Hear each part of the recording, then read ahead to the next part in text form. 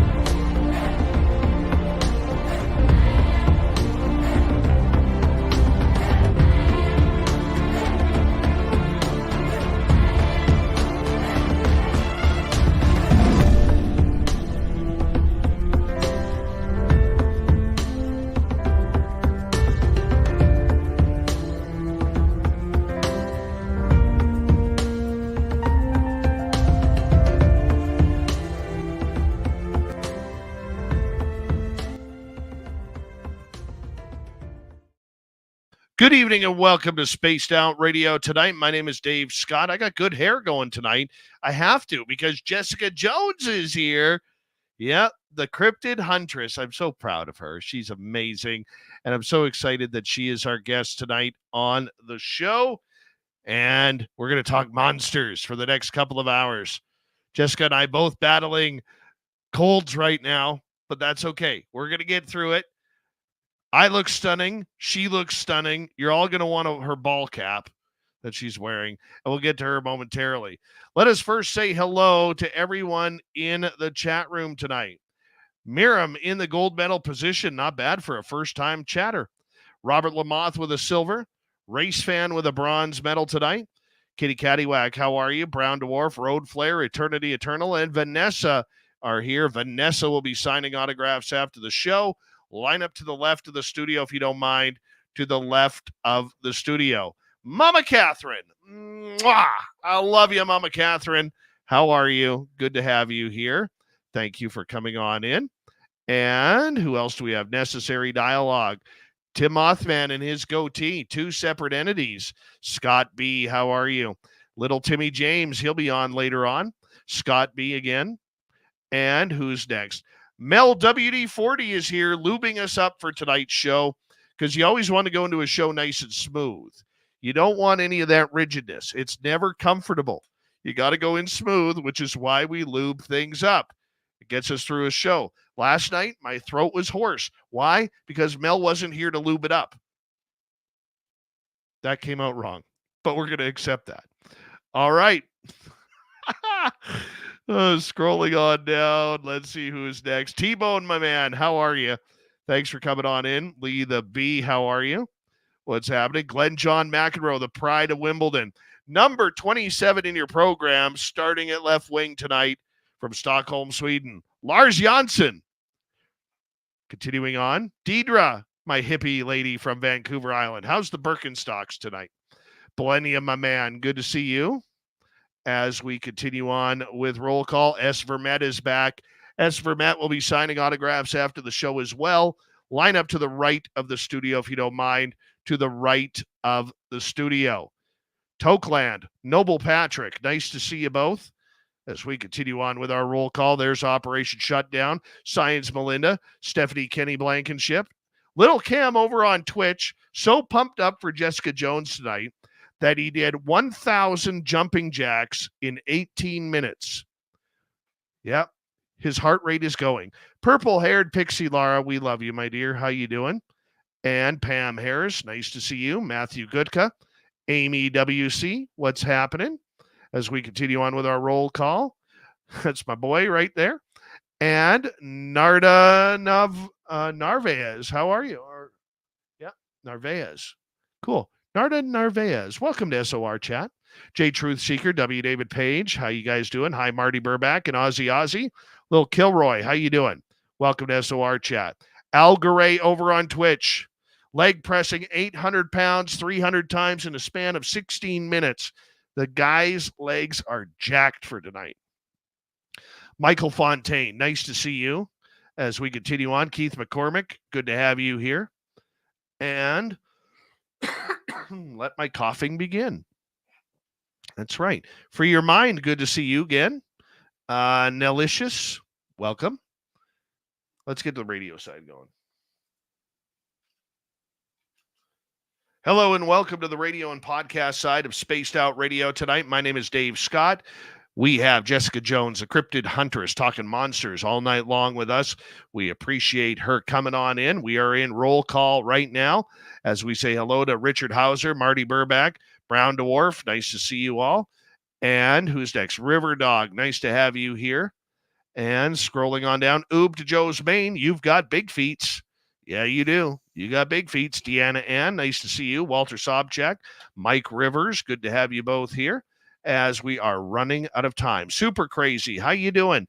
And thank you to W. Decker Area 53 for kicking off the Super Chat tonight. It's a wonderful way to support this show.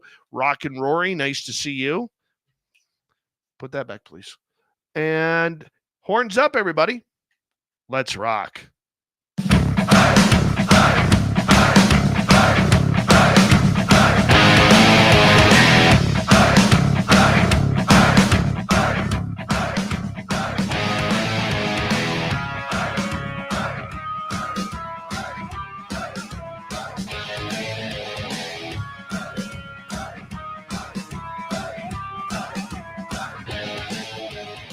Mountains of central British Columbia to you listening around the world. This, my friends, is Spaced Out Radio. I am your host, Dave Scott, sitting in the captain's chair of SOR headquarters. We welcome you to tonight's show on our terrestrial affiliates around North America, digitally on every major podcast network. Our website, spacedoutradio.com. We have a plethora of features for you. Rock out Bumblefoot, read the news wire.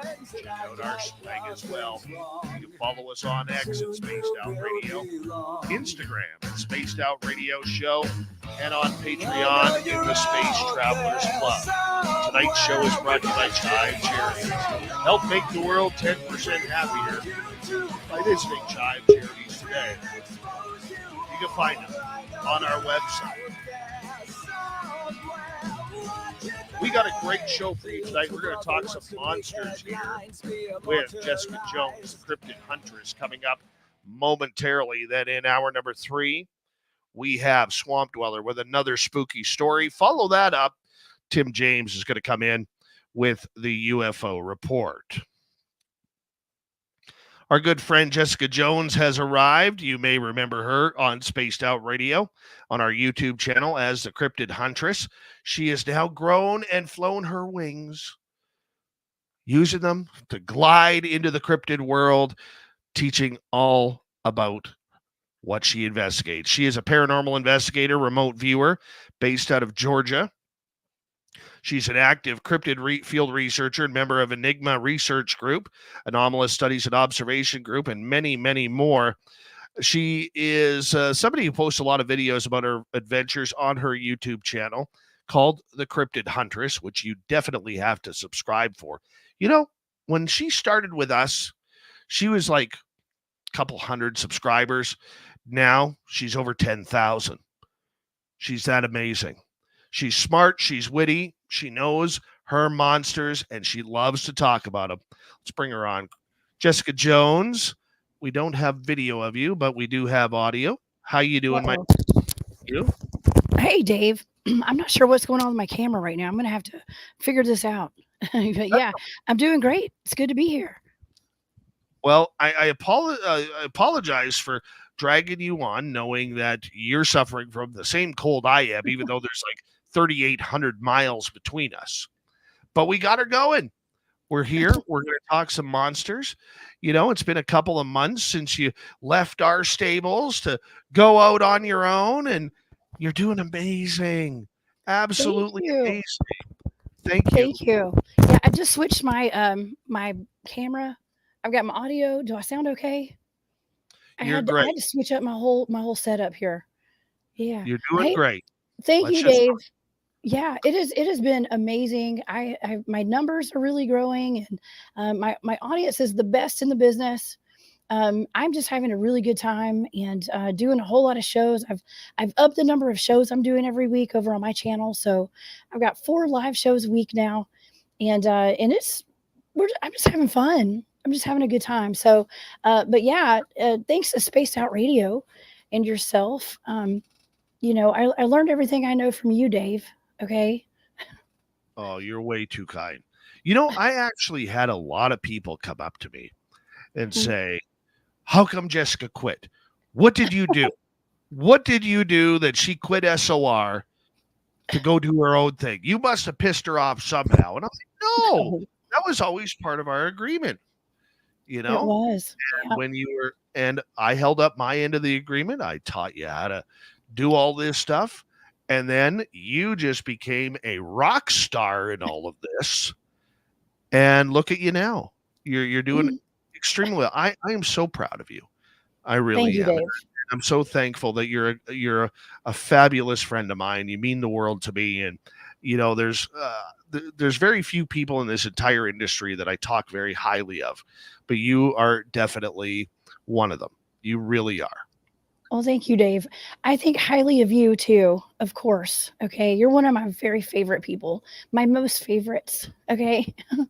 And yeah, no, that was kind of what we talked about when I first came on at Spaced Out Radio, was that I was going to come and have a show here on every Saturday and Sunday night, and I was here for 2.5 years.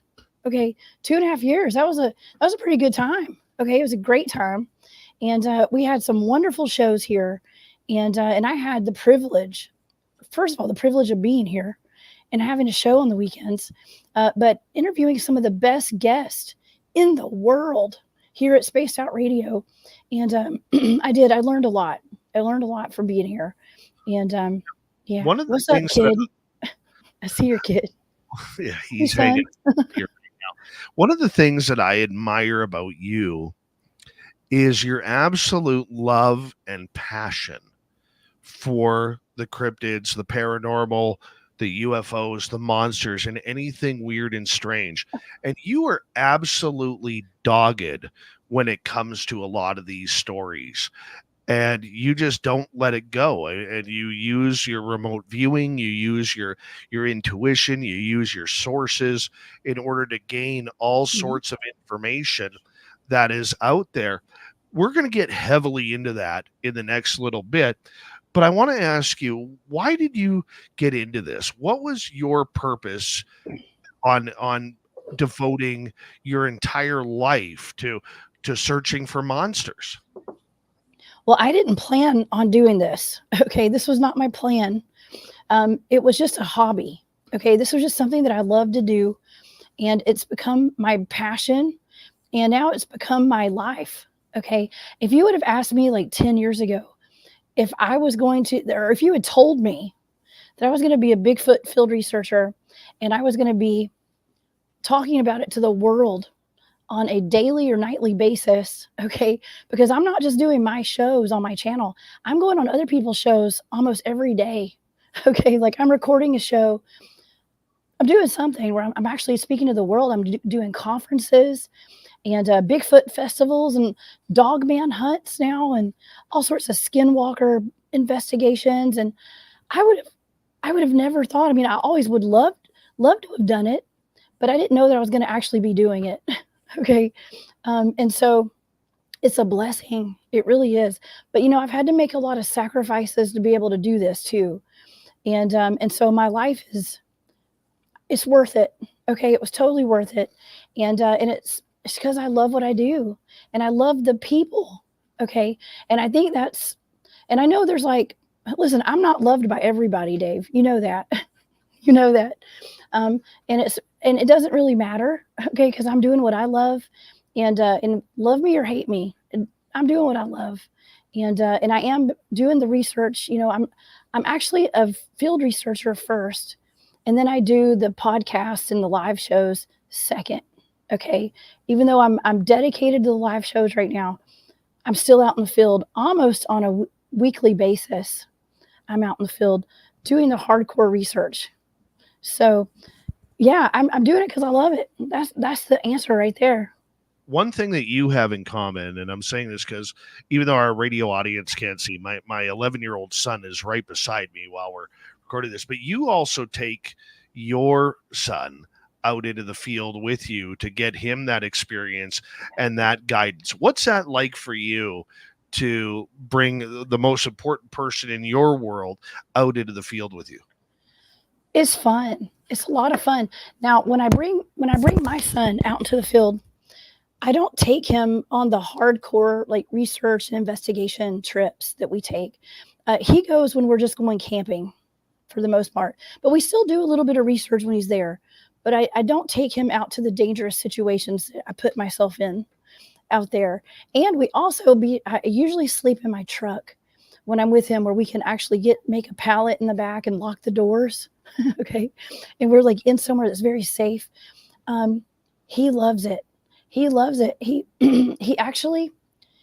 wasn't really into Bigfoot at first. Okay. But he was into Dogman and Wendigos and Skinwalkers and stuff. But after I got him out into the field and he saw that like cryptid research is cryptid research, it involves everything. Okay. And we don't go out there just looking for Bigfoot. We're looking for whatever's out there. And he started realizing that. And not only does the cryptid field research involve looking for cryptids, but it involves bushcraft and survivalist skills and tracking skills and all sorts of other things that aren't just Bigfoot field research. Okay. Mhm. And you should ask him one day how he enjoys looking for poop. Okay. Oh, we do that. You know, my boy, that's one of the first things. And the good part is, like, I was pretty dumb to nature before I met my good friend Mark, who's been on this show, Mark Spender. And the one thing that he has guided me, and he's also kind of taken Colby under his wing, is to really try and teach. Like, one of the first things, as gross as this may sound, when you are out in the field, you have to know your footprints and you have to know your poop. Yeah. It sounds silly, but you have to know that. So, like, every time we go out in the forest, if we see some sort of animal feces out there, I'll bring my boy over and I'll say, okay, what is this? And he'll be like, well, that looks like deer, or that looks like moose, or that looks like bear. And you have to now decipher, is it a black bear or a grizzly bear? I mean, there's all sorts of things that you can learn by animal feces out there. That's right. Well, we were teaching him about deer poop. Okay. The first time that he was learning about poop. Okay. And he was so mad. He was like, I came out here to look for Bigfoot, not to learn about poop, But see, like, it's important that he knows stuff like that, because wherever there are does and bucks, any kind of deer, there's usually Bigfoot activity out there in the middle of the woods a lot of times where we go. And so it's just those little things, where I'm setting him up for future success in all the fields, anything he wants to do when it comes to survival, to tracking, to being a badass monster hunter. Okay. Like my friend Matthew Delph, the badass monster hunter. I think that my son's he's going to be set to have all the skills to pay the bills one day. Well, and that is something that's very important, is learning those life skills out there. And it's not just about the poop. It's about building a fire. It's about finding a good campground. It's about finding fresh water. It's about a little bit of everything out there that is completely healthy for any child to actually learn. That's right. Yeah, I wouldn't take just anybody out into the field. Okay, and that is especially not children. Okay. Oops. Sorry. I'm trying to get my microphone out here. There's just not I wouldn't take everybody out in the field where we go Bigfooting, where we do of our, it's not cut out for everybody, or everybody's not cut out for that. And especially if you're going to be out there camping for a long time, and it gets really scary out in those woods. Okay, it really does. It really can get scary, especially at night when you're sleeping and you feel like something's watching you, like while you're sleeping and stuff like that. But it's like getting our kids out there now while they're young, and let them get used to it. Let them get used to the sounds of the forest, the animal noises out there, just the overall feeling. It's a beautiful thing. I love it Oh, so me too. much. Me too. Jessica, you are someone who has really taken the cryptid world by storm the last couple of years, where you've interviewed so many people, you've remote viewed so many situations. You're very diverse in what you do and how you go about it. Why did you decide to take on so many different avenues at once in trying to figure out these mysteries? Because that's what I do. That's what I do. It's always been like that.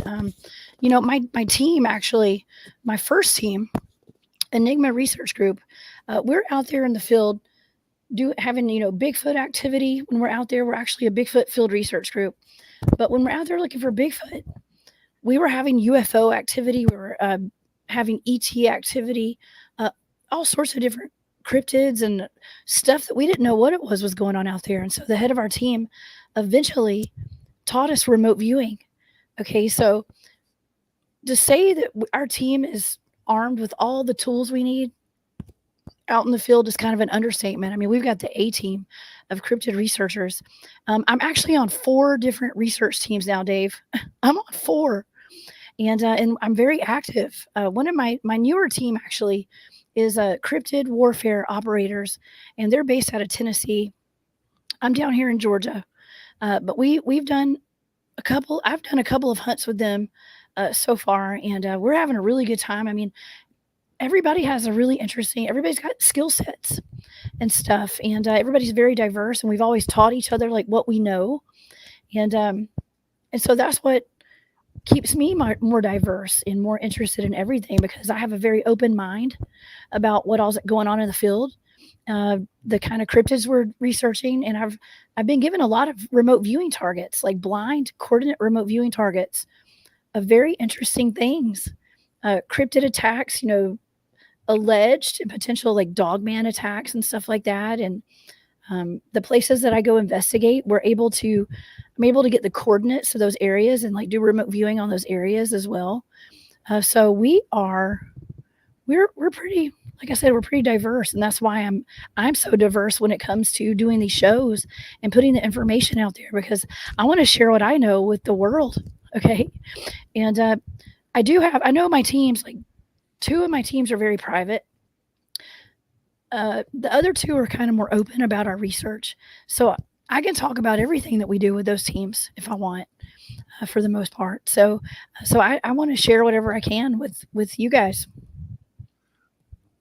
When you head out into the field, you have areas where you're dealing with some very potentially dangerous creatures.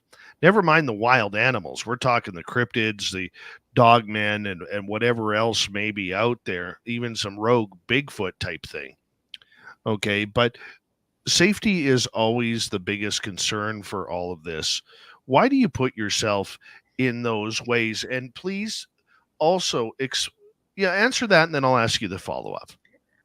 Why do I put myself in dangerous situations? Yeah. Because I have just as much right to be in those woods as the cryptids do, and I'm just as dangerous as they are. Okay. Is that a good answer? Yeah, but what makes them dangerous? Okay, for a lot of people who are listening, this might be their first time ever listening to a show like this, listening to you, your knowledge. I know you. I know what you go through. I've been in the field enough times to know what is a good situation, what is not a good situation. I've never went after dogmen. They're on the other side of the mountains, and I don't like going over to that side of the mountains. But how dangerous is this for people who may not understand?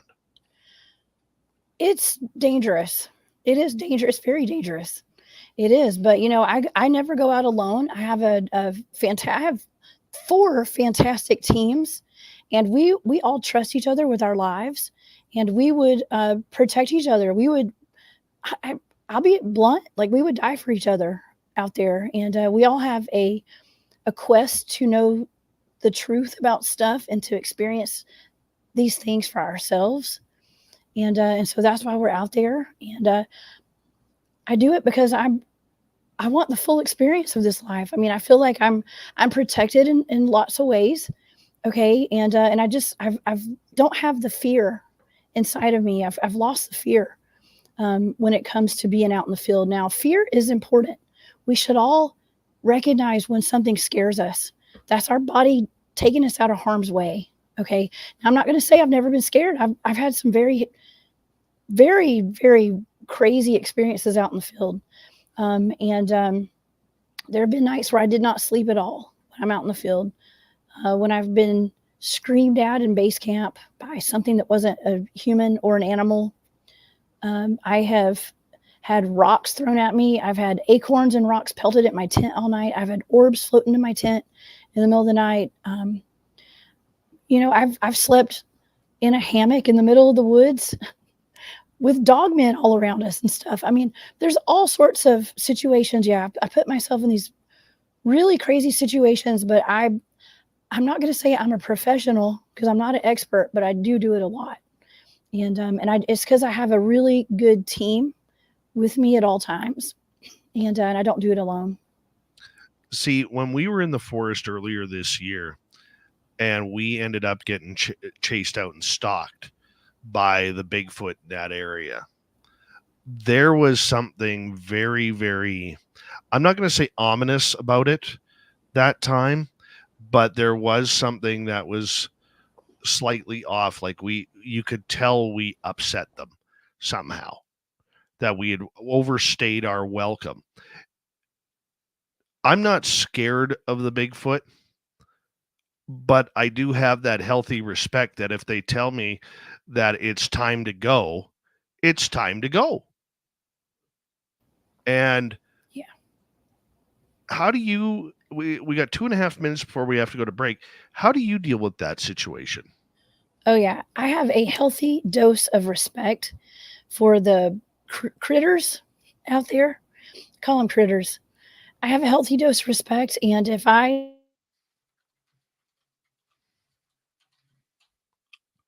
we'll get Jessica back here momentarily, because I will tell you right now, there is something scary, something very scary about having one of these creatures that is stalking you. You're not the biggest, monster in the forest that day. You're not the biggest and toughest and baddest person that is there. And we got Jessica back here. Jessica, you froze there for a second. But like I was just saying, you're not not you in general, but people in general are not the biggest, baddest ones walking through the woods. Oh, she froze again. So it is something that you do have to pay attention to, because if you're not paying attention to it, it's not going to work. We're just dealing with some technical difficulties right now. Jess, there you are. Can you hear us okay? I'm sorry. I don't know what's going on. The internet's here, by the way. Kind of the hurricane. Yeah, Jess, you're cutting out. We're going to go to break here in about 45 seconds. So we're going to just leave Jess off until we're able to get back. But, I think a lot of times what a lot of people end up doing, and this is just my opinion, is they go into these places, hey, we're going to go find some of them Bigfoots or them dogmans, and they don't really understand that there is implications for being part of the forest. There is implications about safety. There is implications about what do you do if you run into one of these things or it starts acting out towards you, maybe even aggressively.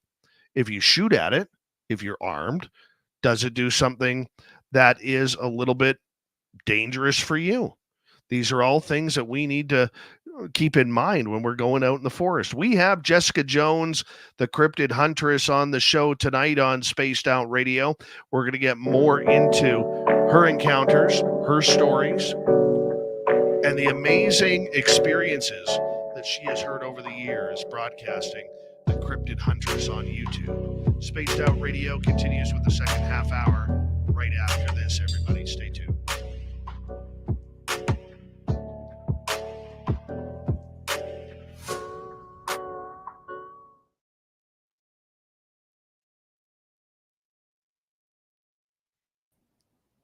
All right. You back now? We're having storms here right now. There's a hurricane coming through. Yeah. So it's probably that. All the internet just went down for a second here. So hold on. Colby, can you hear me? Yeah, I got you. Okay. What did you tell me? I know. Okay. You get ready for bed, bud, okay? I know. You can go watch Dad upstairs. Hey. You're awesome.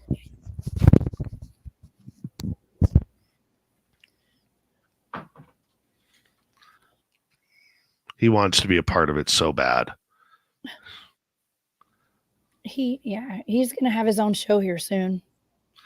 Well, I just found out tonight that he has a TikTok account. Oh my God. I just found out my son has a TikTok account yesterday. Yeah. He has a TikTok account. What? And he is posting his creations on there. Like, he's really into Transformers. So he's literally taught himself how to edit videos. And so he's decided to take a lot of these creations and just put them on TikTok. And like, he's all proud because he's got 16 subscribers or followers. And so he's always like, I'm getting ready to post up, people, like trying to talk the lingo and everything. And I'm just like, oh my God. My gosh. Yeah, I just found out yesterday because it popped up on my TikTok account and it had his handle for Instagram because he's on Instagram, but the only people that can follow him and he follows are me and my sister and his cousins, and that's it. So on TikTok, I was like, when did you open this? Like, I got mad. And he goes, well, Mom, you helped me open it. You helped me a long time ago. And I was like, I don't remember that. So yeah, maybe I did. I don't know. So yeah. Well, he got permission from his mom. Yeah, I gave him permission too. So that's all but right. He can't have anybody following him. And I don't know. I don't know how that's going to work out. Well, best thing you can do as a parent is just follow it and regulate, make sure there's no private conversations going on. Oh no, I put the smack down. Oh yeah. Yep. Rest your voice. You got 2 minutes. So much fun. You got a lot of people listening to you from your channel tonight. Just want to welcome everybody that if you weren't a subscriber before when Jessica is here, make sure you hit subscribe, ring that bell for us as well, because we're literally her favorites. Oh, this is her home away from home. Even though she's got her own apartment now with a couch and cable and television and food in the fridge, we're still the home away from home. Oh, so emotional. You got the empty nest syndrome. I do. I do. Oh, that's sweet, Dave. I can't help it. That's sweet. Well, between you and Sweet Robbie G, you guys are my greatest creations. Well, I'm honored. Thank you, Dave. Oh, no, creation. You did it all. I just helped you, guide you down the trail, man. You did. That's all I did. You did it all. And I give you full credit for it.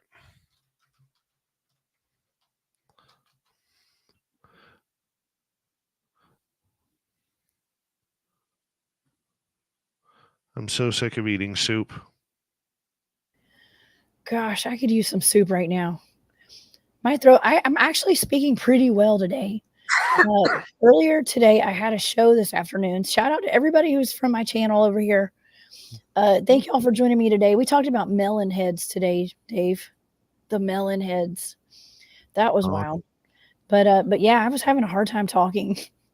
Real hard. Me too. Yeah. We got 20 seconds to go here. Big thank you to Area 53, Mel, WD40, Bigfoot Rob, and T-Bone for the super chats.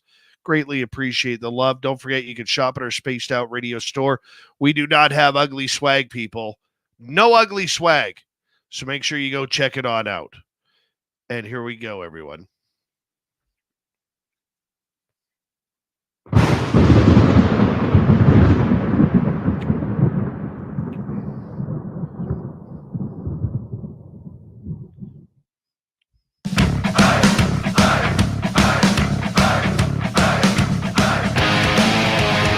Cryptid Huntress is on Spaced Out Radio tonight. My name is Dave Scott. We'll get to Jessica Jones momentarily, but first I want to say hello to everyone tuning us on in. Hope you're up for some monster talk coming up. Want to remind all of you that if you miss portions of this show or others, you can always check out our free archives by going to youtube.com/Spaced Out Radio. Do old Davey the favor, hit that subscribe button. Our website, spacedoutradio.com. We have a plethora of features for you. Rock out to Bumblefoot, read the news wire, check out our swag as well. Follow us on X at Spaced Out Radio, Instagram at Spaced Out Radio Show, and on Patreon in the Space Travelers Club. Here we go. Jessica Jones, a Cryptid Huntress, is with us, and we are talking all sorts of monsters. We were talking about safety right beforehand, because this is a dangerous field. Whether you're going for skinwalkers, wendigos, dogmen, rogue Bigfoot, anything in between, even the little people in the puck wedgies can be dangerous. But Jessica, she's going to find them. Jessica, welcome back. Thank you. Yeah, you got to watch out for those puck wedgies. They're dangerous. Tell us about one of your close encounters. Oh man, I've had a few. I've had a bunch. Well, it's almost like every time I'm out in the field, we have something that goes down. Every time, something. It might be from a distance. It might be up close. One of the scarier accounts, like I'd mentioned earlier, was when we were in our base camp up in North Georgia, and we were just like not. You're in base camp. That's when a lot of crazy stuff will happen when you're at base camp. By the way. Okay. And we were just kind of sitting around the campfire, just hanging out. Me and, there's like 10 of us out there, I think. And we were just chilling, not paying attention to our environment too much. We were just having fun hanging out and talking. And something came out of nowhere from behind our tents, like where my tent, and this was a smaller camp setup that we had. So our tents were kind of close together. And usually I like to put my tent way far away from everybody. I like to be out by myself. But this particular time, this is a very scary camp that we have. And it's not very safe to put my tent away, like far out. So we had, everybody was kind of close. And this god-awful scream was let out right behind my tent. Okay, right behind my tent, of course. But it was luckily it was like there to close to everybody, kind of. But this thing, it sounded like a mix between like an animal and a woman, and a monster. It was. I mean, that's the only way I can describe it. Like it started off sounding like pissed off. Excuse my language. It started off sounding like it was mad, and then it went to sad, and then it sounded like it was hurting. And it just went on and on. It was like the loudest, longest, most desperate, crazy scream I've ever heard. It was like right there in our base camp. And then it started running, and you could hear it. It was still screaming as it was running back behind our tents. And it finally, we could hear it going down the road, kind of. And that night, I didn't sleep at all that night, because later on, after we all turned in to go to sleep, like we were all going to sleep or something after that, but I think we all stayed awake that night. because we were all kind of whispering back and forth because you could hear us. And the head of my team actually was in the tent right beside me. And I remember like I had this big tent and I had my cot inside the tent. I usually put my cot like in the middle of the tent so that a Bigfoot can't poke me while I'm sleeping. And this particular night, it was so kind of scary that I had moved my cot all the way over to the right side, touching the side of that tent so I could be as close as possible to my teammates, so they could hear me scream. Like not like they couldn't hear me if I was like 3 feet over, you know. But that whole night, my tent got pelted with rocks and acorns and stuff. Something was it was whatever that was harassing us all night. And I remember the head of my team, I think he knew that we were all up because we were obviously just listening to see, because we were kind of all prepared. Like we thought something might come in the camp and we'd have to take action, if you know what I mean. And I remember him saying, "Remember, we do this for fun." And like, it was literally, it had lasted all night. And we were still laying in our tents waiting for the sun to come up basically that night. But it was just weird too, because you would have thought that we would have all been out there like trying to hunt this thing down and like see what it was. But for whatever reason, like we all went and turned in for the night, which was very odd. But Dave, that happens a lot when we're out in the field. When things get crazy, we all like go to bed. And it doesn't really make a lot of sense, but it's happened so many times. We're pretty suspicious of it. It's almost like, is there some sort of like frequency that's being put off to like hypnotize us, to like make us all go to bed? It just doesn't make sense. You know, any normal person would have probably gotten in their car and left, but not us. We're there to research and to find out what's going on out there. But that was a really crazy night for sure. How much does that play on your mind? Because it is a mind game.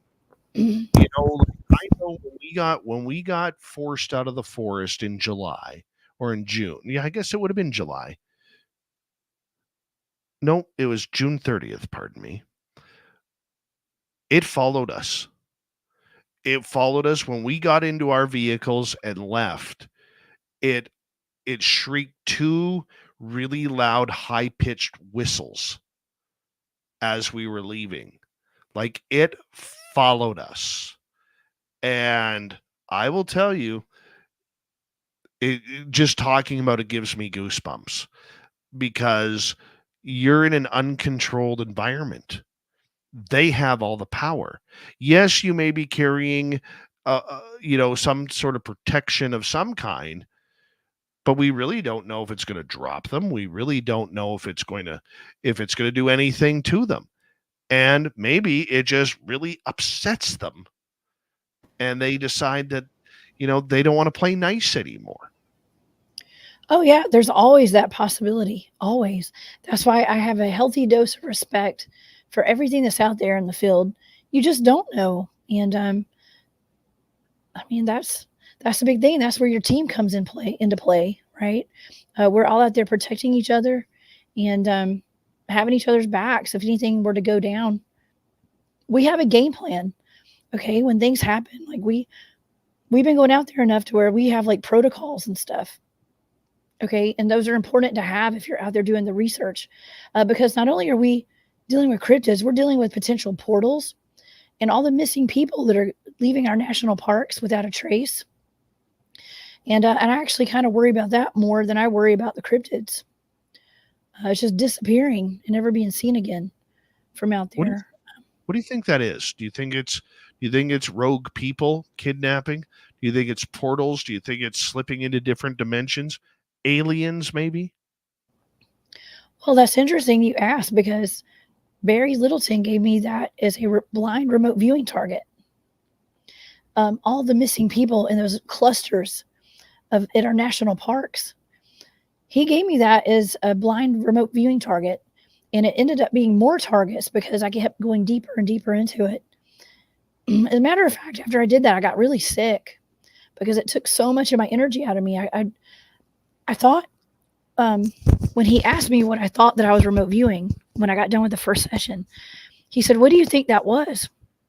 And I said, "Well, I think that, first of all," I said, "well, there are people getting kidnapped. Somebody's getting kidnapped. There's some sort of operation going on underground. People people are being taken. They're going underground. They're being experimented on and then disposed of. I think that I'm at a place like Fort Knox. Whatever it is like Fort Knox, but I feel like I'm at the Vatican. I felt like I was underground at the Vatican," is what I told him. But as we went deeper and deeper into this target, these different targets he kept giving me, they were still blind. So I mean, days went by. I still had no idea what the target was, because he kept having me look at it from different angles. But the solid data is that people are being kidnapped, taken underground, experimented on, and disposed of. Okay, so I talk a lot about portals. My team has documented at least one portal. We've experienced more than that. We have one on camera, on film. We sent 2 people into that portal. They've both passed away now. They're both deceased. Those were the 2 that went into the portal. They've both passed away now. Yes. Now, They got very sick.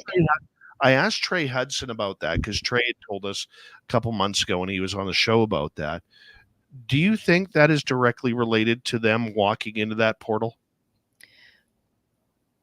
We have our suspicions. Yeah. Even Bob Grumpy Wilson was one of the gentlemen that went in, and my friend Tim. Those are two of my best friends. Okay. Everybody on my team are like my best friends, family. And they were more than friends. They were family. And they both did get health conditions after that. Tim got a heart condition, and he was young. He was only in his mid-50s. Bob was in his 70s, but he was pretty healthy. But he got an aggressive form of cancer after that. And we do take baseline measurements in the field. And that involves radiation. Okay, measuring radiation. There's usually a jump in radiation. There's a little spike anytime something paranormal happens out there. There was a spike of radiation there where that cube showed up. And so it is, we don't say that we think that that's why they passed away, but it could have contributed to it. Yeah. It's a little too coincidental. Yeah. That you guys see a portal open up in like a cube in the middle of a forest. There's nobody else around, just like nature opened up this door. And then all of a sudden, these 2 gentlemen go into the portal. They investigate the portal. They see something very barren and observe what's on the other side. They luckily do not get trapped in that portal before it closes up. And then all of a sudden, sometime later, both of them end up passing away from different conditions. I mean, yes, I could see that being, sometimes that's the way life works. I just think, considering the situation, it's way too coincidental for me. Way too coincidental, Jess. Yeah, it is. It is. That's the consensus with our team as well. It's way too coincidental. We actually have met when we meet all the time. I mean, I'm out with my teams all the time, but we actually had to have the conversation as a team as to whether we want to keep going with our research because of the dangers. It's way more dangerous than you could imagine, actually. Yeah. Now, one passed away from cancer. Am I correct? Correct. And the other passed away how? Heart condition that just came out of nowhere. Yeah. Yeah. That just trips my mind. Absolutely trips my mind. I'm going to change topics here because you are now doing something that I consider really, really dumb. And I mean that with all due respect and love. Why would you go chasing werewolves, dogmen in the forest? They're Wow. like pissed house cats. They don't care about anything more than themselves and their territory. And here you are trying to tackle a big dog man that's probably 7, 8 feet tall and, growling mouth and frothing and, why? Why?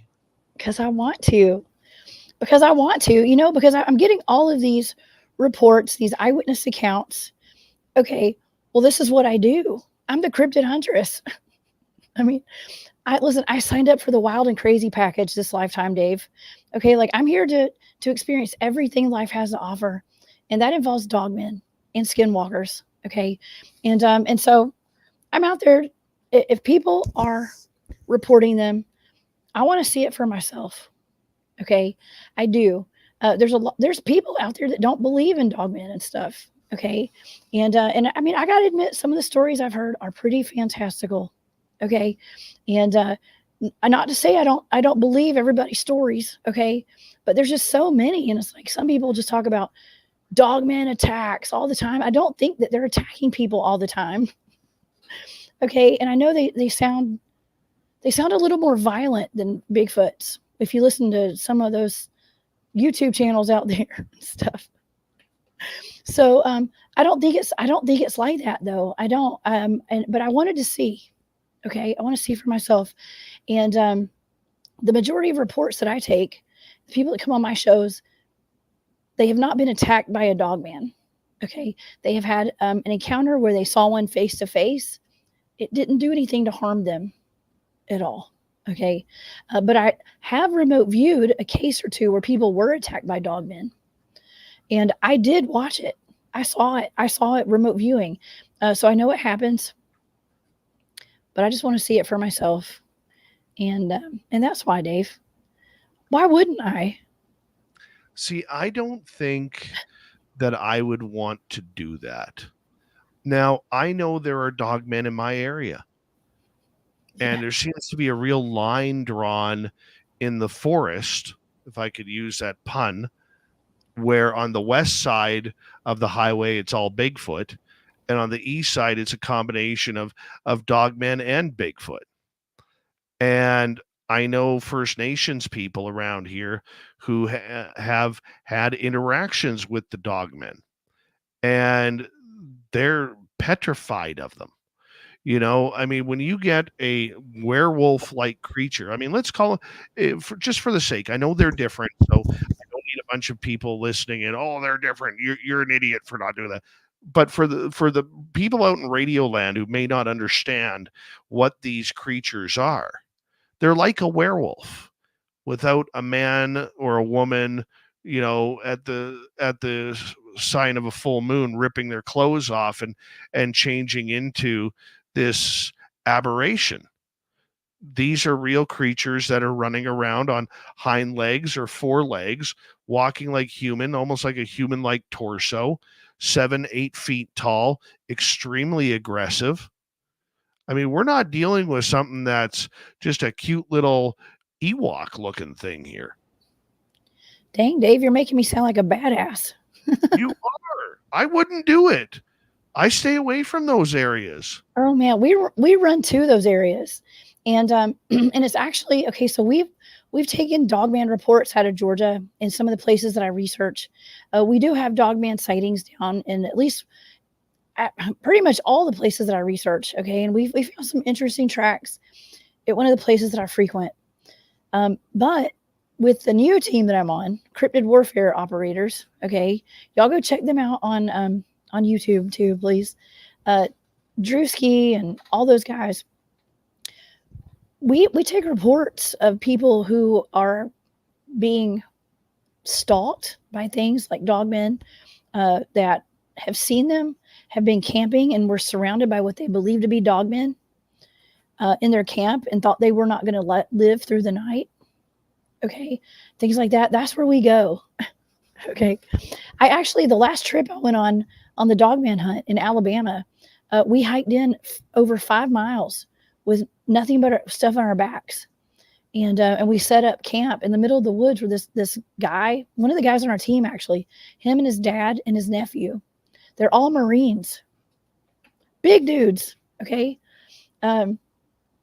Solid guys. Okay. They had gone camping and hiked in. We ended up going there because one night they had been camping, and one of the guys on the team, Brian, he didn't go to go like cryptid hunting at this place. He went to go camping, but he always has his ears to the streets. I've been saying that a lot lately. He has ears to the street, ear to the forest. But around 11 o'clock that night, they were turning in for the night. They were going to sleep, and something started circling their camp, and it was making all these noises. It was being very aggressive, and they all assumed it was a dogman. It was multiple dogmen, I believe, and they were. I'm not going to say they were fearful, but they were not comfortable at all, and pretty much stayed awake all night waiting for the sun to come up.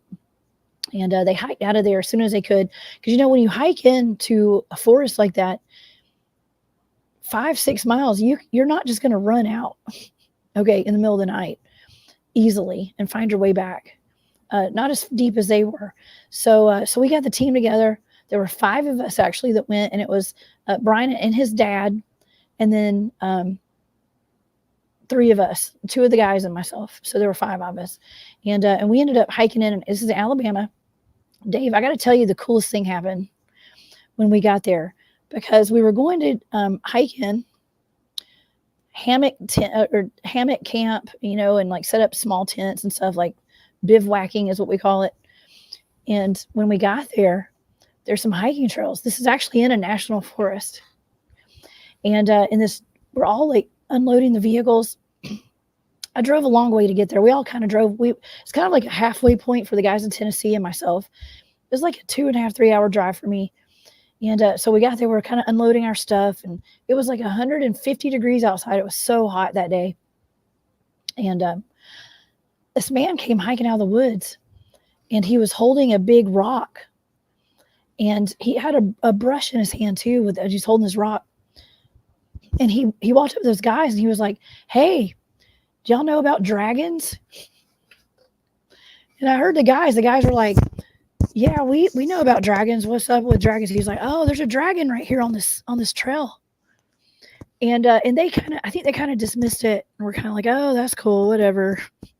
And I was like, "Hey, I know about dragons, like, fossilized dragons or petrified dragons." He was like, "Yeah." He was like, "There's a dragon right here." He's like, "I've been coming here for a long time.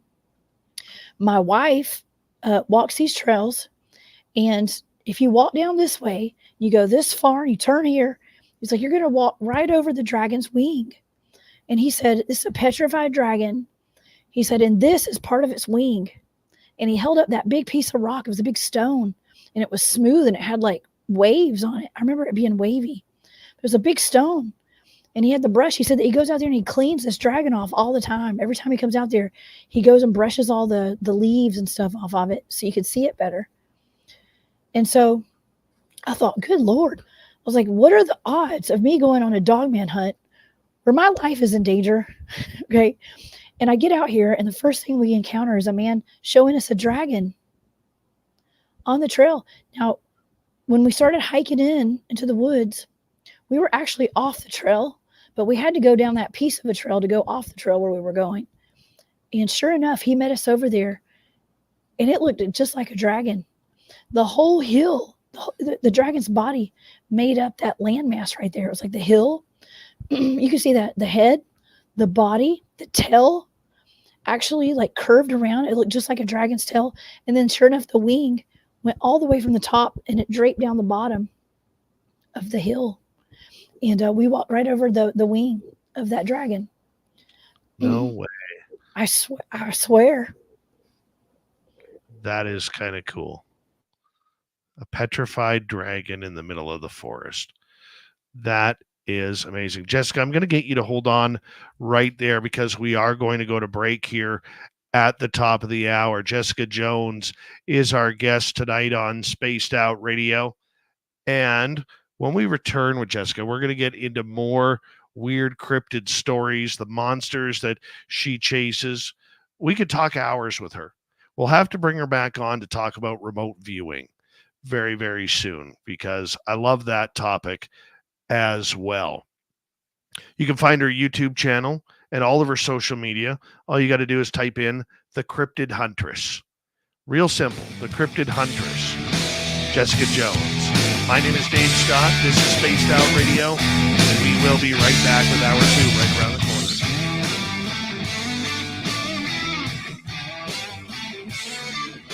This is Spaced Out Radio with host Dave Scott.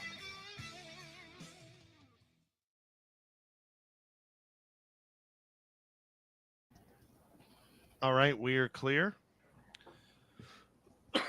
I am going to take a quick break, Jess. I'm just going to put you Me back too. in the I'm green room. gonna take a break too. I'll be right back. Be right back. All right, we'll be right back, people. That's the way we do it around here. Take a break. Take a break. Take a break. Be right back.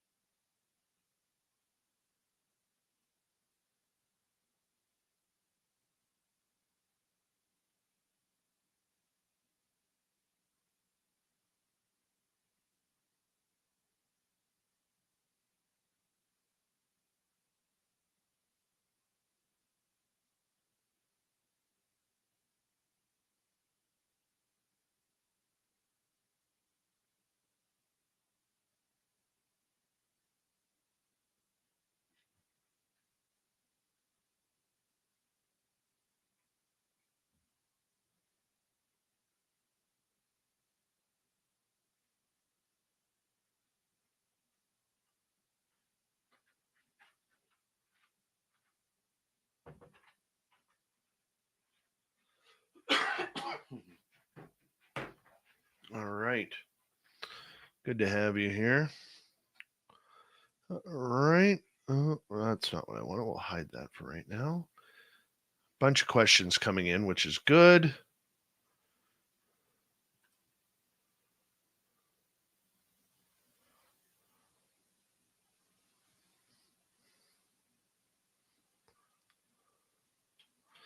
And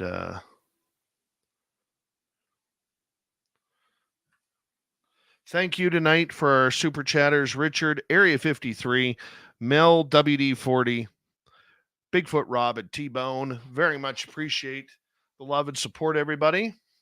We'll get to as many questions as we can from Jessica. And yeah. We'll bring her back on. You can stay muted. I know you just hold your voice. Yeah, 20 seconds. And then we're going to relaunch. Don't forget, you can shop at our Spaced Out Radio store. We do not have ugly swag, people. No ugly swag, so make sure you go check it on out. We'd appreciate it. And here we go.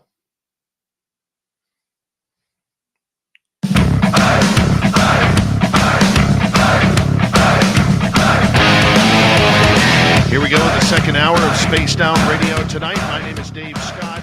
Always appreciate you keeping us on in wherever you are on this beautiful planet we call Earth, because we're going to get into some malevolent monsters with our good friend Jessica Jones coming up here momentarily.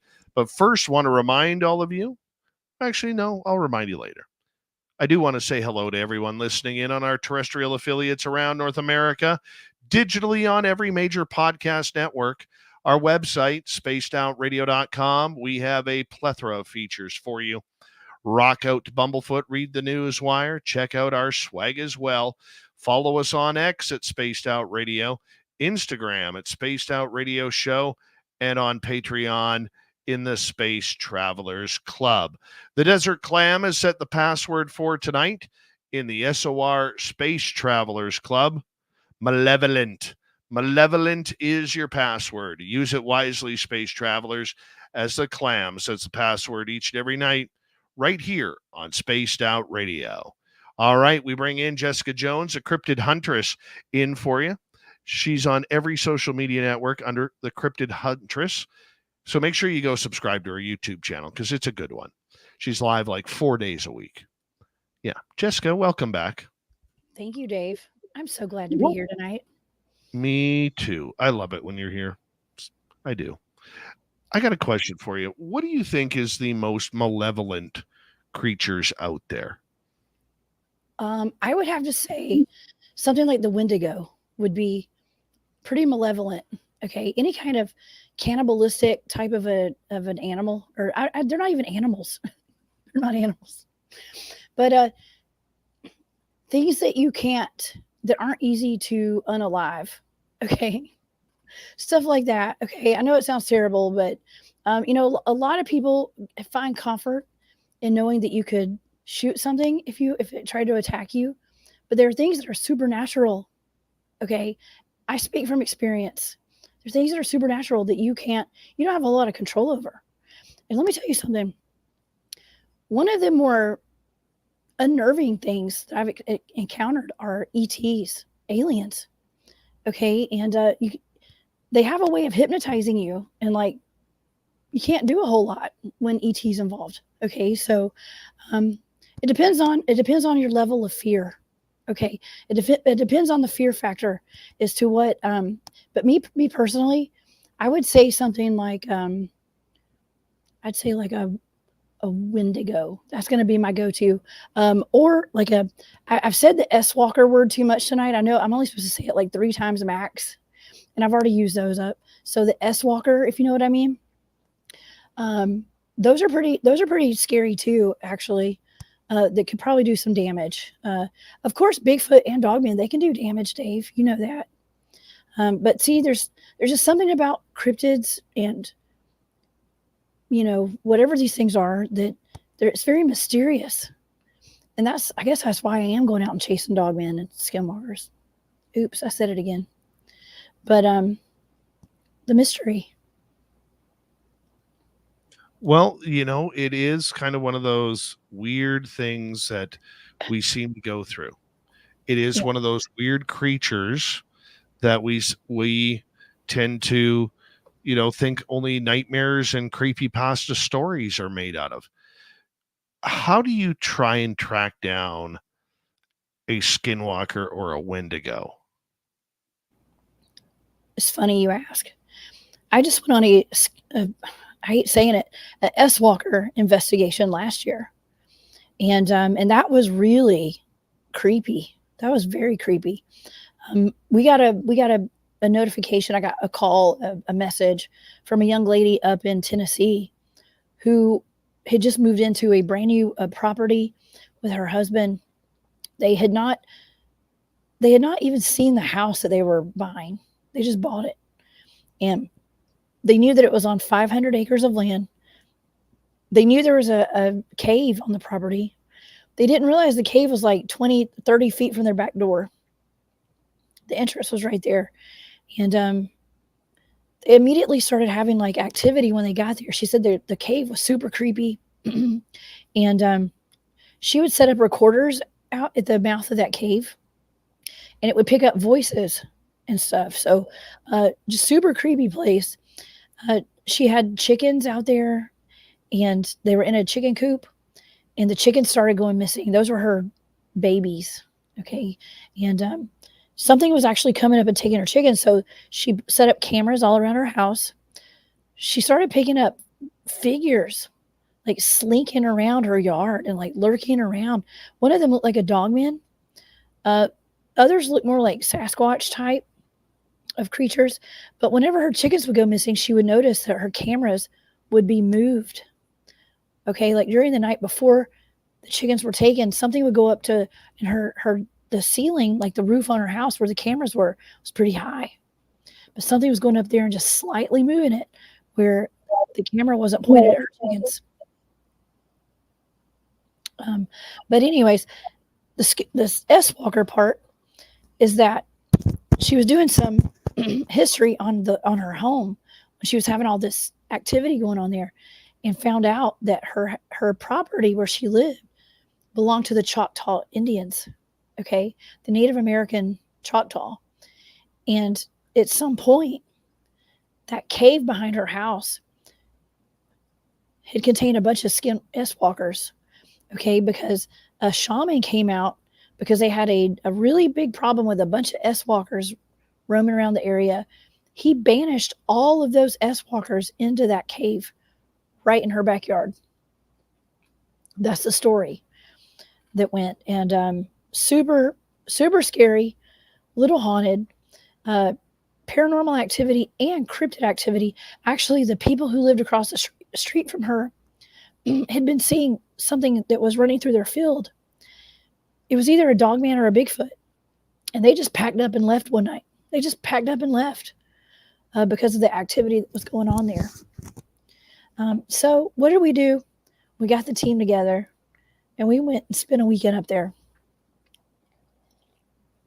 We did an investigation of that cave.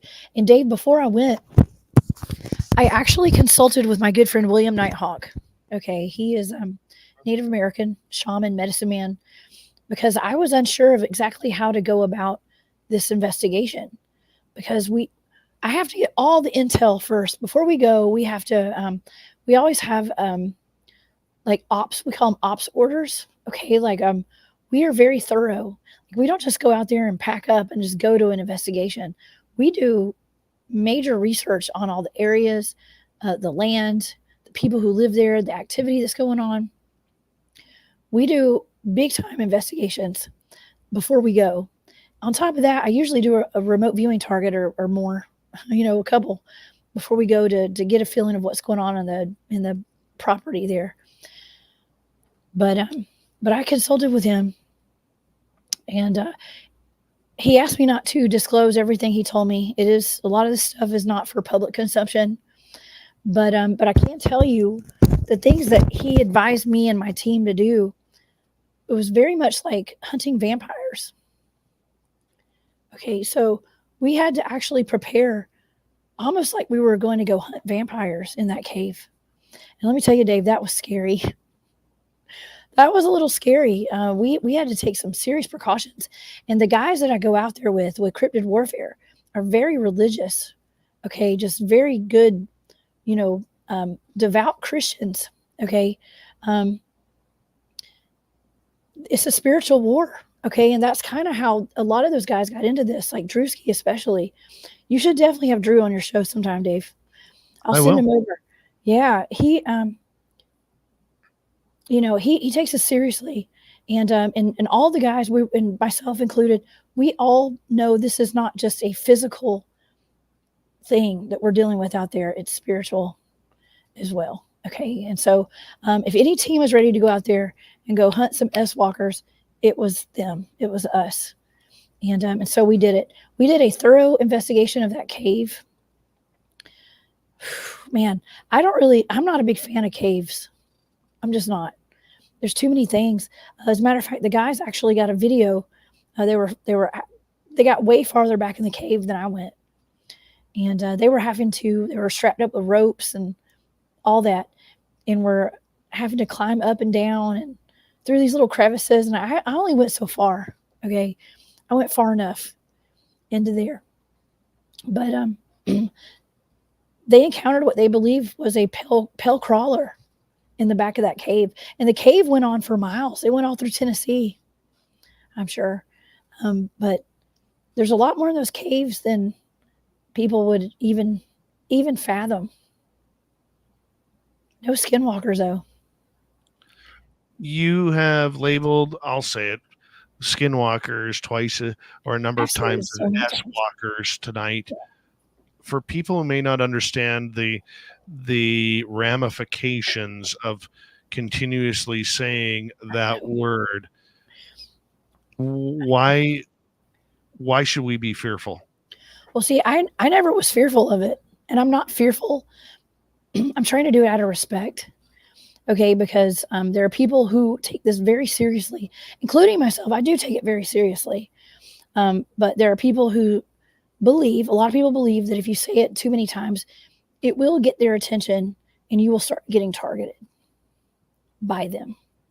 And it's on a spiritual level, on an energetic level.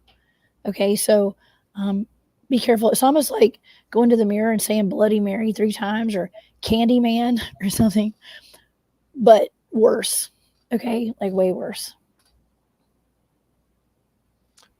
It's kind of like kids with Bloody Mary. Yeah. Yeah, I can totally get that. But before I get some audience questions here, because I know they're going to pack up probably the final half hour of our segment with you. There are so many different monsters popping up recently. You seem to have a real magneticism on people who are, or magnetism, I guess would be the proper word, on a lot of these creatures that are out there. What are some of the strangest ones you've heard? Well, I have a friend who is on my team, actually, who had a reptilian come through a portal in his backyard. Okay, so that was weird. I also have a teammate. These are all people on my team. We're all magnets to high strangeness.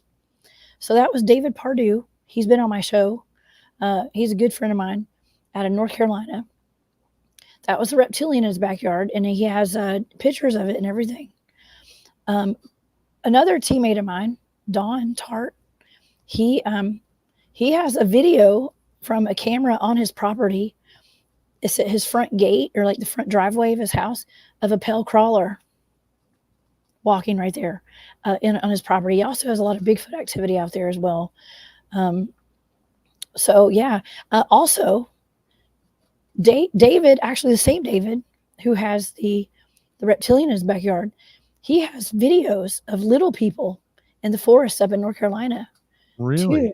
He does. Yeah. Yeah, there's actually a video that was making the rounds on social media of what looked like a puckwudgie in somebody's carport in North Carolina. And that's not too far from where he does his research and stuff, where he lives. So they do live there. They do have them there. And also, if I just recently did a show on the moon-eyed people, which are known to be in North Carolina. They were kind of stationed up there, I guess, where they lived. They say that the moon-eyed people actually predated the Native Americans. So, and I think they went underground as well, but they were kind of smaller people from what I understand as well. But yeah, there's a lot of stuff that's being seen right now, Dave. A lot of cryptids are making themselves known. I don't know what it is. I don't know if the veil has thinned so much to where it's like the dimensions are kind of overlapping at this point. And we're just seeing a whole lot more high strangeness than we're used to. Maybe it's something with us. Maybe the vibrational frequencies are changing with a lot of us.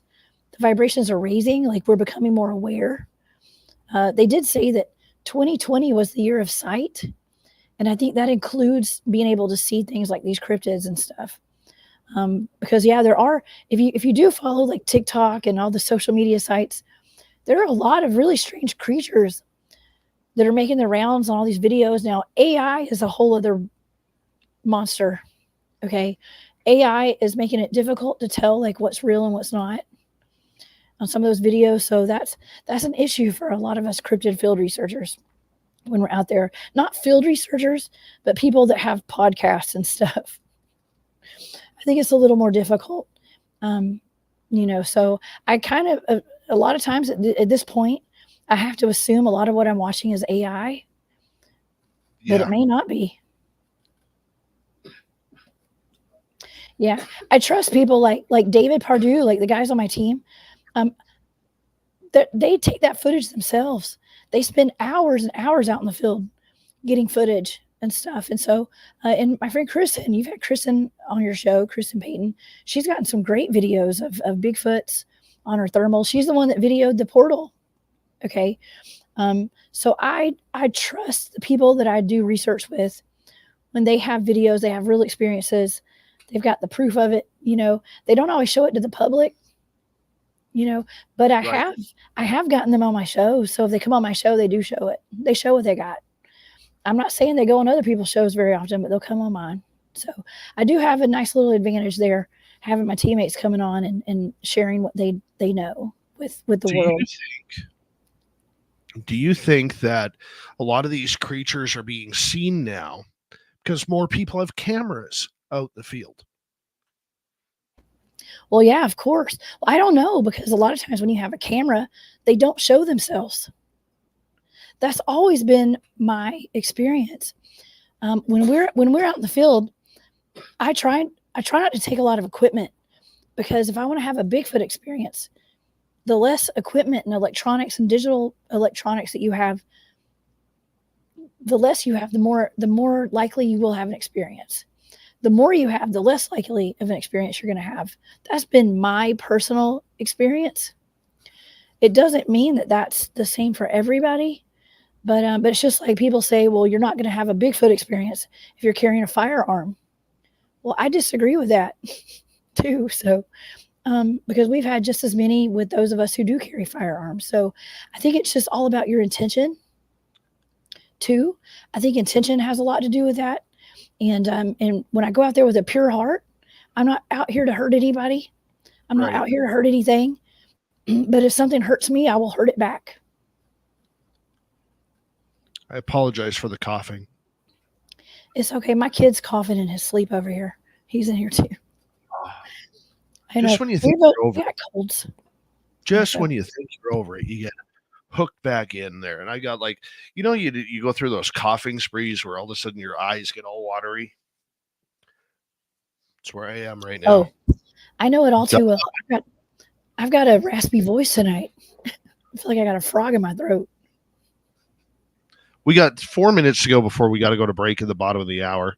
Jessica Jones, the Cryptid Huntress, is our guest tonight on Spaced Out Radio. Jess, a lot of these cryptids that we are seeing, some of them are right out of fables. Do you think a lot of them maybe our own creation of tulpas? Tulpas. I just covered that. I'm glad that I know what that is because I covered that not too long ago with Dr. John Stamey. Yeah, I think there's a lot of artificial humans roaming this planet.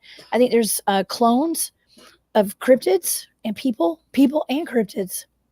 Okay, of all sorts of anything. I think there's a lot of what I like to call pod people. Okay, like personal drones of some sort or something. Yeah, Tulpas manifested beings, 100%. I think that that's kind of how I get by with, like, when I get attacked online. This is kind of funny, Dave. You'll appreciate this. I get, like I said earlier, like, not everybody likes me, and that's okay. And there's way more people that do than don't. Okay, so, but the people that don't can be like kind of mean, and you read these comments and stuff sometimes, and you're like, whoa, what's up with that? And I actually brought on Spaced Out Radio, Dave. I brought on Frank Jacob about a year ago or more. And Frank came on and we were talking about that and about people, attacking us and like being mean and stuff. And he goes, well, Jessica, look at it this way. Are those people even real? And oh my God, that changed my life in a lot of ways because I started realizing I'd always felt like there's a lot of people walking around, a lot of even cryptids, everything on this earth that aren't organic. Okay, like one question that I pose a lot is, what does it mean to be human? Because that's what the head of my team has always said. He's always asked us that. It all boils down to, like, what does it mean to be human at this point? Well, there's a lot of answers to that. That's a loaded question, right? But I kind of like to compare like the human cloning and the tulpas and the manifested being stuff. It's like a hot topic right now, kind of, to the cryptid clones, okay? Because I do think that there are things like the giants, right? Like that was one of my coordinate remote viewing targets, was the giant of Kandahar. And the data suggested that those teams that went in there to go get that giant, they went in there for a specific purpose. They knew that was their mission, was to go obtain a sample of a giant. That means to take it out. They had a helicopter waiting. They were there to get this giant, and they were taking it for cloning purposes. That was in a blind target. That was my data. So there are programs going on right now. And I'm not going to say it's our U.S. military, but it's some sort of agencies. That's my opinion, for entertainment purposes only. It's my opinion that there are cryptids that are taken in for sampling. There are giants being taken in for sampling, and they are being cloned. They are being weaponized. And that's something that we need to be aware of. The general public, a lot of people may not can handle that information. They think it's a load of crap. I think it's the truth. I think that that's what's going on right now. But that's just, like I said, is my opinion.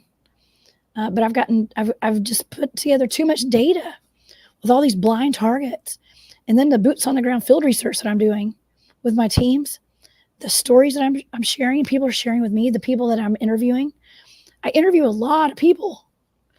And after I do these shows, I have people that will contact me that I don't know, who confirm, who say that they've either been part of these programs or their relatives or their friends have been part of these programs.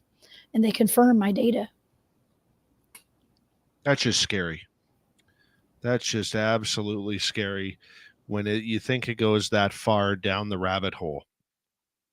Jess, I'm going to get you to hold on right there because we are going to go to break right here. And the Cryptid Huntress, we have her till the top of the hour here on Spaced Out Radio.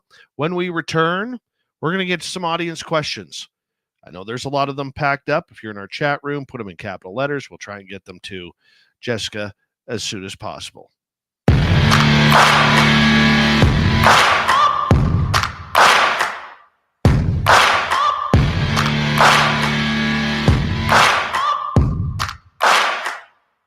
You're listening to Spaced Out Radio with your host, Dave Scott.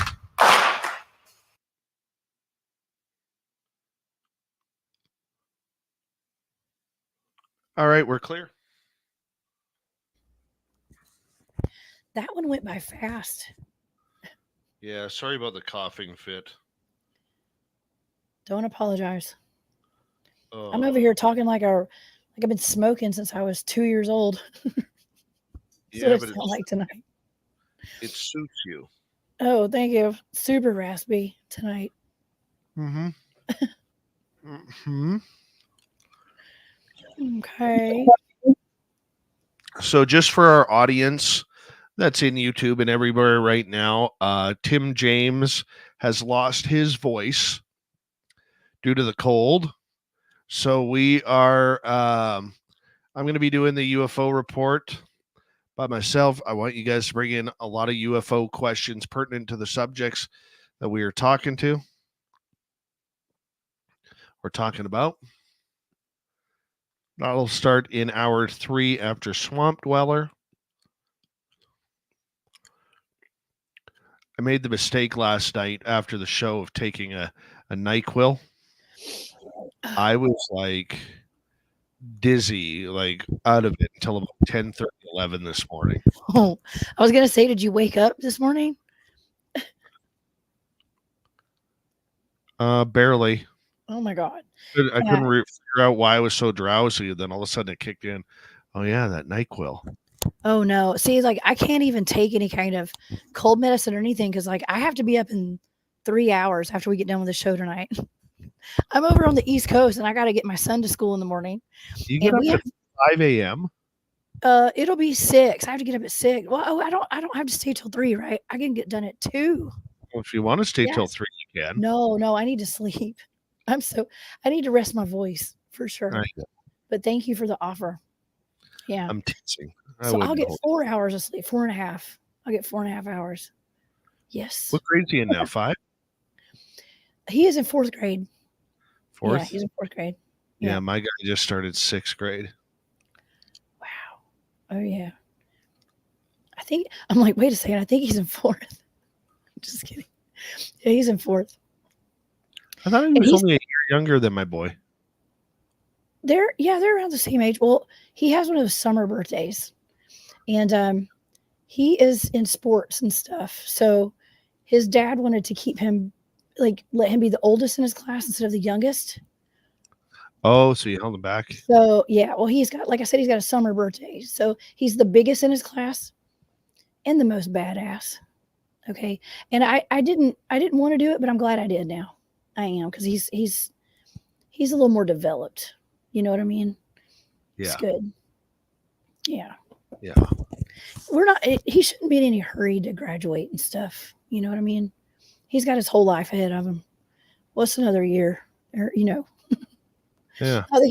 Yeah. I don't mean like another year, but he doesn't know. He doesn't realize it. So. Yeah. Yeah. Not yet. He might be mad one day when he finds out you held me back a year. What were you thinking? We put him. I know we had him in church kindergarten, so he did church kindergarten and stuff. So he did, and it is what it is. But yeah, we're actually out of school on Friday because of the hurricane. When it's actually going to be a hurricane when it hits Georgia, like going through Florida, and we got a big storm coming. Yeah. They closed the schools down. We have like huge rainstorm right now happening. Oh yeah, we do too. That's why my internet went out when we first started the show tonight. Omageddon, welcome to SOR chat. I have not seen a ghost plane, but I have seen a ghost car, and not the police version.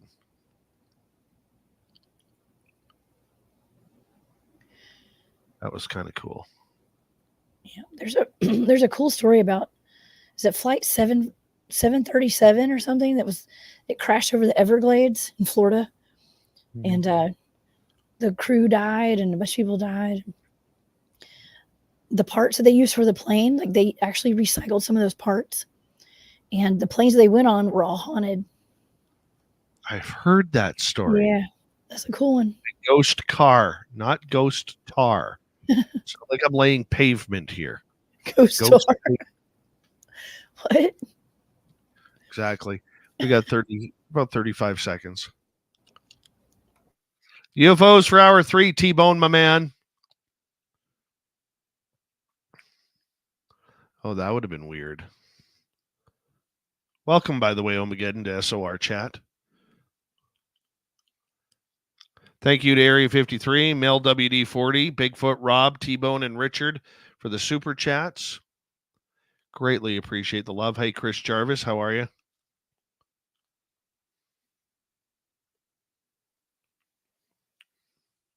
Seven seconds.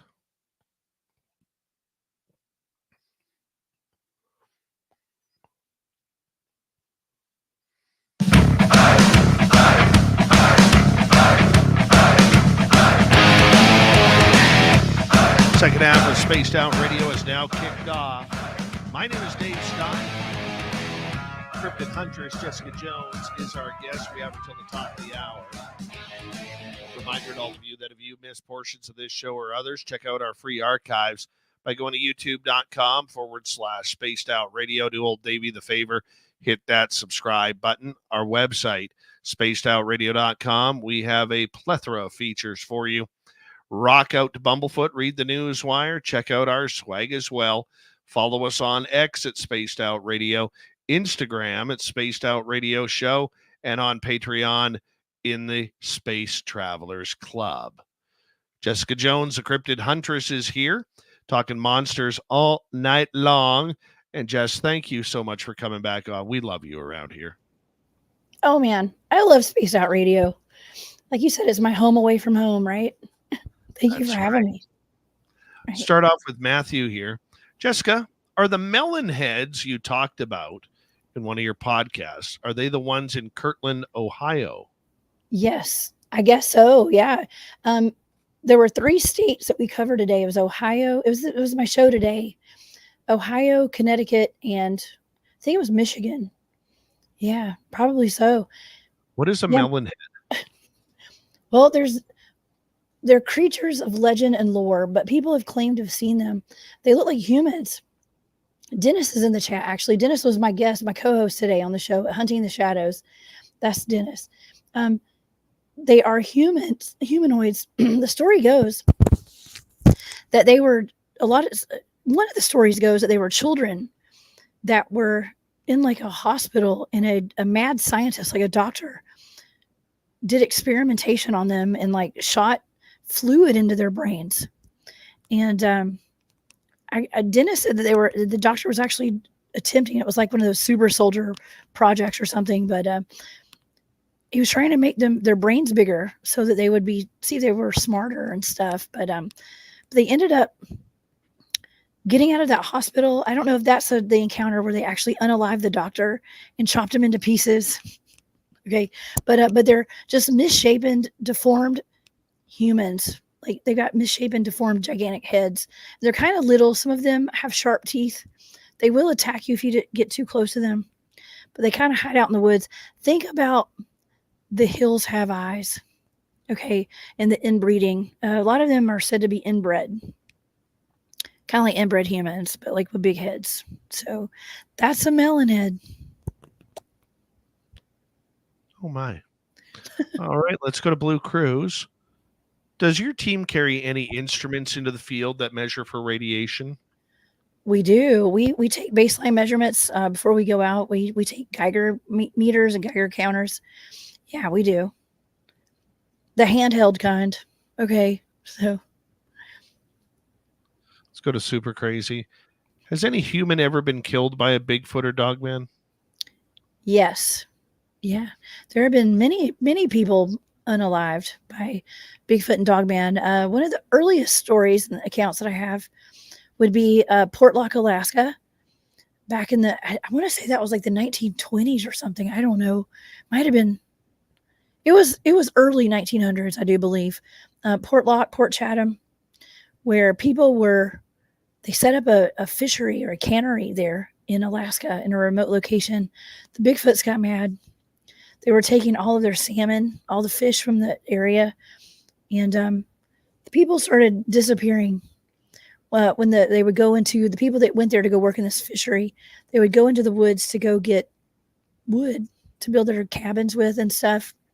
They'd never come back, and their body parts would start washing down the river. Heads, legs, feet, hands.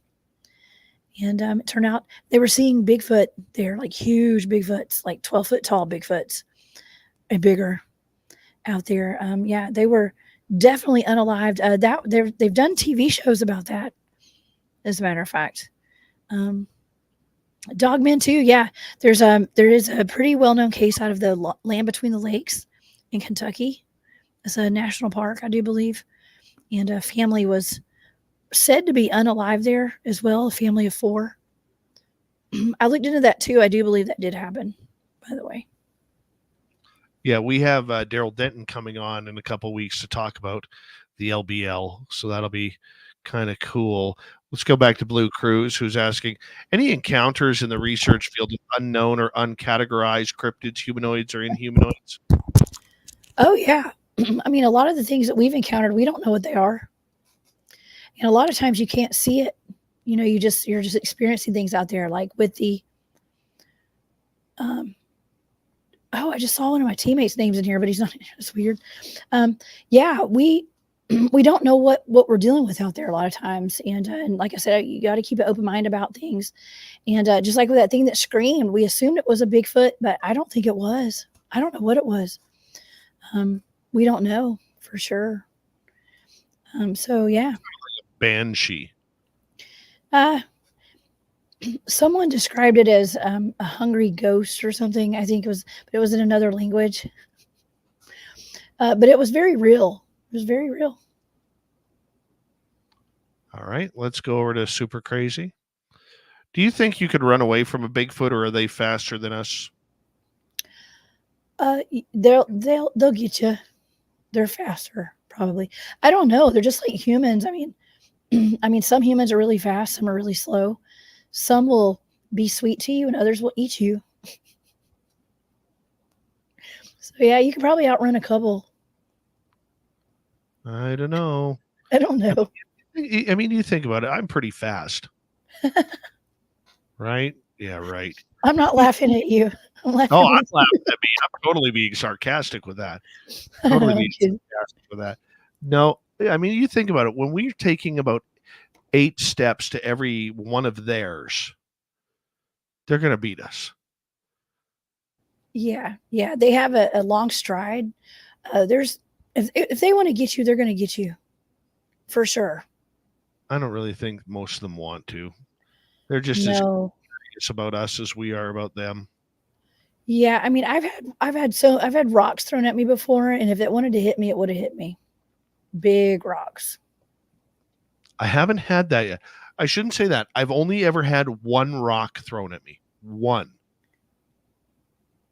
And that was it. That was a couple years ago. One. Oh, cool. Ripped off on the whole rock thing. But I guess that's okay. I do. Let's go to Blue Cruise again. Any encounters with transparent, translucent, or invisible entities? Yeah, one of my first encounters, I actually had something run up behind me and knock my legs out from underneath me, and it kept running, but there was nothing there. I heard it, I felt it, I experienced it. So I thought it was one of my teammates, one of those guys running up behind me. They were actually watching me from the bottom of the hill as I was being Sasquatch bait. And I was walking up to a tree line, and I thought it was one of the guys, but it wasn't them. And they didn't see anything in their thermals or their FLIRs or anything. So I experienced that. Yeah, we've also, I mean, I've seen things that look like kind of like the Predator. I used to call it like shimmery. Like it's almost the way I described it is something that just in the environment, like it almost looked kind of watery or something, kind of like the Predator on those movies. I've definitely seen that before multiple times in the woods. Let's move on. Let us go next to, let's take a look here. Paramarv. What are the differences between puck wedgies and Cherokee little people? Could they be related? I mean, they could be. I don't know. They could be. The Cherokee little people, if you look back at like drawings and stuff of them, they seem to just be like tiny humans. Okay, tiny humans.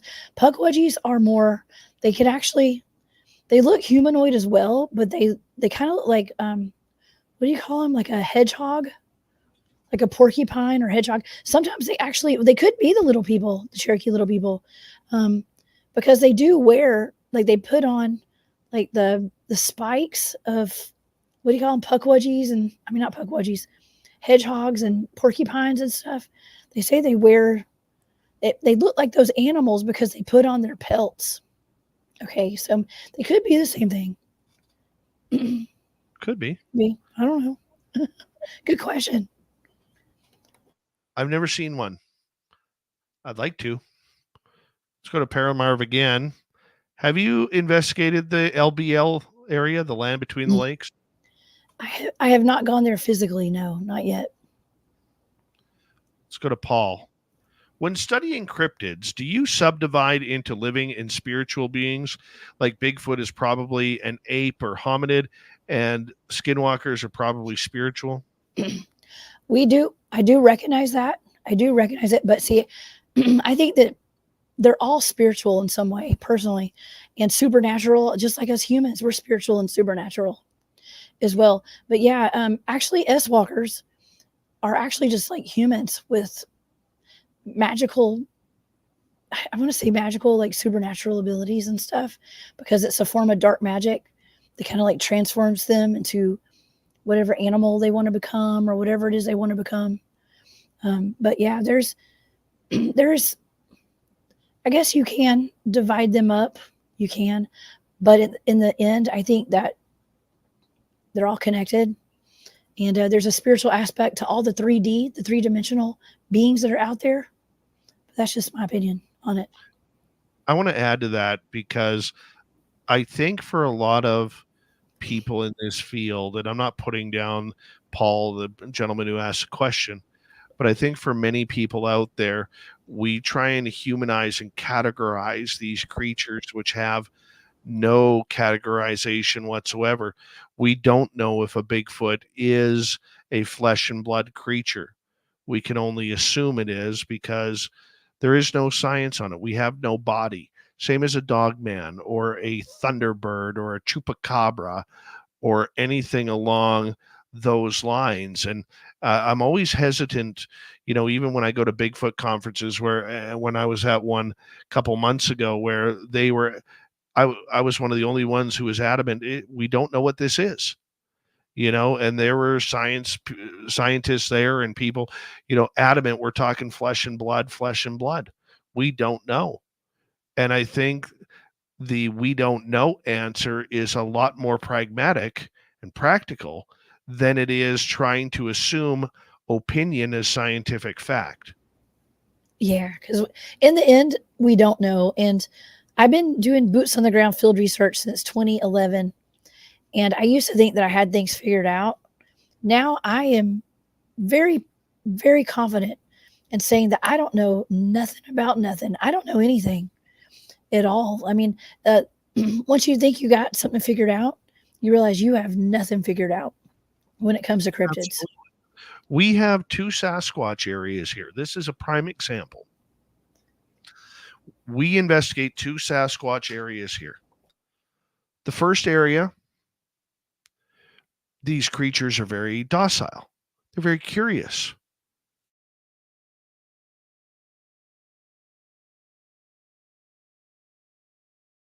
The second area, they are a lot more aggressive. And I think it's because they're in a plane crash area. And I believe, my theory, they are taking care of the ghosts that are there, the spirits that still wander. What's your thoughts? I got to unmute myself. I have to cough too, Dave. So like I keep having to hit the mute button. You and I are just like, we need some medicine. Oh my gosh. But okay, so I wanted to go back. I did mention William Nighthawk before. A good friend of mine. He's who I consulted with the S-Walker Cave investigation. He has his very own show called Nighthawk High Strangeness Podcast. Y'all go subscribe. He goes live every Saturday and Sunday, and he talks about these things. And what I'm about to tell you is what he told me. and what he told his audience too, is that a lot of times the cryptids, my question is like, why are dogmen often seen around cemeteries? Why are Bigfoots often seen around cemeteries and the Indian burial mounds as well? A lot of sacred land, even the Choctaw land where Farrah's house is, where we went on the Skinwalker cave investigation. Why are all these cryptids there? Well, what William told us, excuse me, is that land where they are, a lot of this land here in the United States and North America, wherever, Canada, it's been cursed by medicine men and medicine women. And he said you can either look at it as being cursed or you can look at it as being blessed. Okay, because a lot of the Native American people were removed and taken off of a lot of the sacred land during, the Trail of Tears and whatnot, just over the years. That land is sacred. Their people are buried on a lot of this land, especially in those Indian mounds too, the burial mounds. And he said that the medicine men, the medicine women, the shamans have actually blessed or cursed those lands and summoned cryptids to guard it at all costs. So that's why you see a lot of Bigfoots, you see a lot of dogmen and werewolves, you see a lot of S-walkers, you see pale crawlers, you see whatever, the puckwudgies, whatever they filled, the nature spirits, whatever. That's why they live, they guard those places. That's why we're having that activity at a lot of these burial mounds and in cemeteries. It's because they've been summoned there. They've been manifested there to guard it, and they're not leaving. They're going to be there. And if you don't go there with good intentions, they're going to run you off. I agree. It's something that you got to be very, very careful with. It's something that you have to be very, very intent with. What are your intentions on doing that? Let's go to J Truth Seeker here. Have you or any of your teams had any pursuits of finding the good cryptid human ETs, like that of deep ocean or deep inner earth, underground, Nordics, etc.? Well, I have definitely been given remote viewing targets of stuff like that. We're actively out in the field, ready to communicate with ETs, and they seem to find us. Actually, as a matter of fact, after doing my Bigfoot research out in the field, I started getting visited by ETs in my bedroom at night. Okay, and I assume that I've probably had communication with them since I was a kid. But yeah, my team is not out there doing we did do a deep ocean investigation last year, but it was actually to go to Montauk over at Camp Hero up in New York to go to the 20-year anniversary of the biorhythm portal that opens up when the USS Eldridge comes through the portal. And we had a team on a boat out there. We had a team out in town in case any of the soldiers showed up through that portal and went to town. Some of us were, posted up at Camp Hero on the bluff. So I do a lot of weird and interesting stuff. Okay. So yeah, we're not we're literally just out there, basically a Bigfoot research team, but we're open to anything, if that answers your question. I love it. Let's go to Paramarv. When you've been investigating in the woods, have you ever run into anything odd? The stairways to nothing, dumbs, or deep underground military bases, portals, etc.? I know portals. Yeah, we've encountered a couple of portals out there. No stairways to nothing. Dumbs, I have been shown entrances to dumbs and stuff. So yeah. Also with the remote viewing stuff, when I have done, people have given me targets to do the remote viewing with, and I oftentimes, when it involves a cryptid or it's a national park, I oftentimes do stumble across a deep underground military base or some sort of facility underground. And the guys who I do the targets for will go back and look for anything that's out of place at these deeply forested areas, and they'll find air ducts and stuff sticking out of the ground where they're not supposed to be any air ducts, and like factory industrial stuff in the middle of the woods that obviously are connected to something underground. So, yes, to answer your question, yes. Right on. 4 minutes to go. A couple more questions. Let's go to hunting the shadows. The realization of Nephilim answers a whole lot. How much of the Nephilim do you think still remain? Hey, Dennis, thank you for that question. I think there's plenty of we're having a lot of giant sightings right now. And I don't know. That's a good question. I mean, they say, and I've researched this, that there are giants in stasis waiting to wake up right now. I don't know what for. Okay. But yeah, people ask me about the Nephilim a lot though, like our Bigfoot's Nephilim or dogmen Nephilim. Okay. Or all cryptids or aliens or whatever. I don't know. I have no idea. I don't know. They could be. But when I think of Nephilim, I think of the giants. And there are a lot of giant sightings right now. A lot of giants being seen on the side of mountains. People are allegedly going missing and then ending up unalived for taking videos of giants up in your part of the woods, Dave, up in Canada. So, yeah, there was one at Whistler. That's for sure. All right, let's go to Polly. These monsters, parallel reality, different dimensions. Why are they here? they probably ask us why we're here. I don't know. Could be, yeah. I think that I've always said that I think that Bigfoots and other cryptids could be interdimensional, but by that, I also believe that they have access to Earth's natural portals. They know when the portals are going to open. They know where they're at, and they use those to travel, maybe even between dimensions or whatever. I don't know.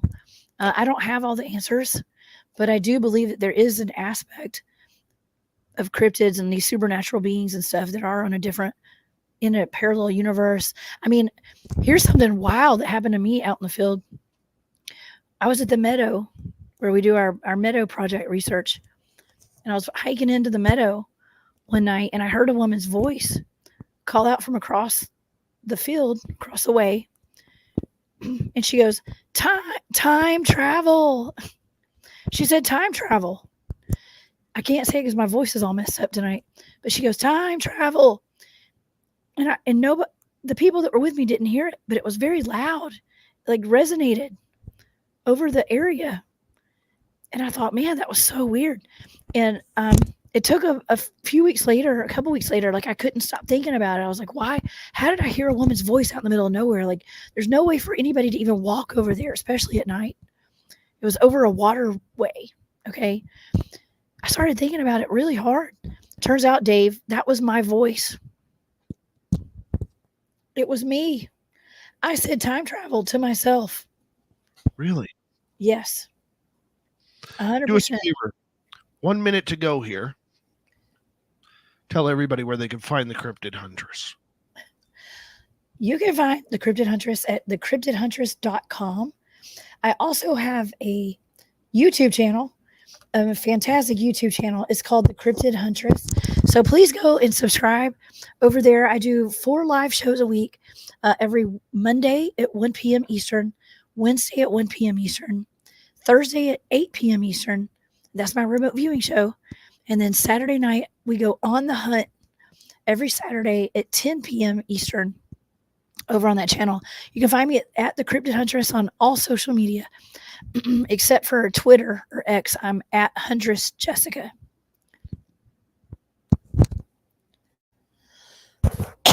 You're muted.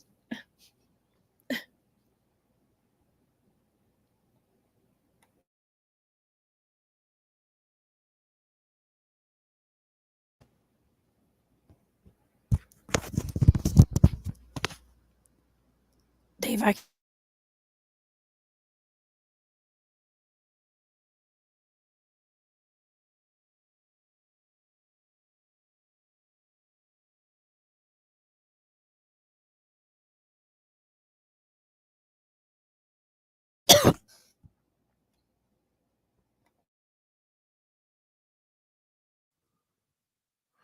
There we go. I wasn't muted for the radio side, so that's okay. Sorry. That's okay. I just had a coffee. Oh my God, I'm just dying here. Dying. Jess, thank you, my dear. Much love to you.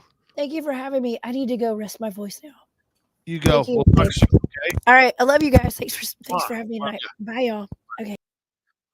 It's Jessica Jones, everybody. I'll be right back.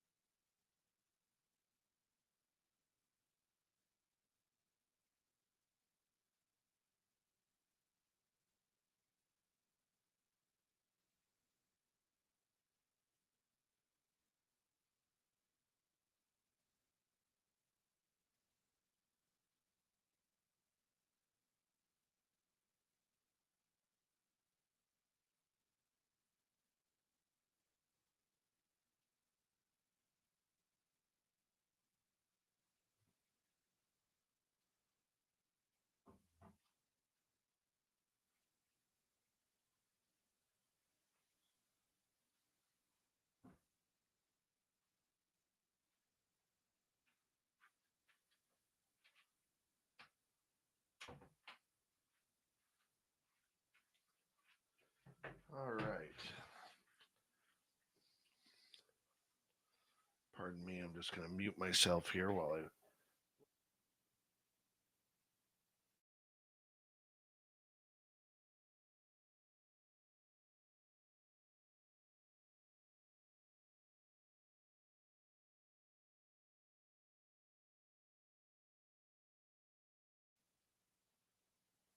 This cold can seriously go to hell at any time. Oh. Hi, Contrary One. How are you?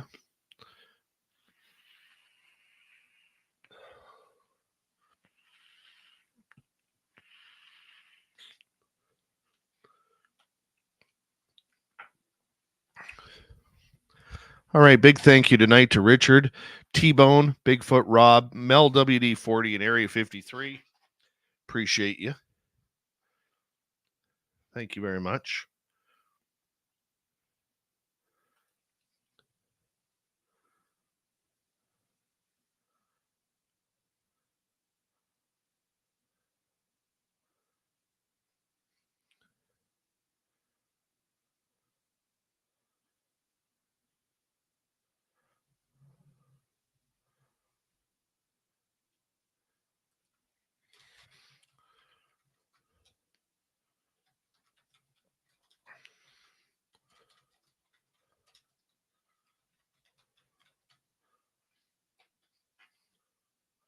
Here we go.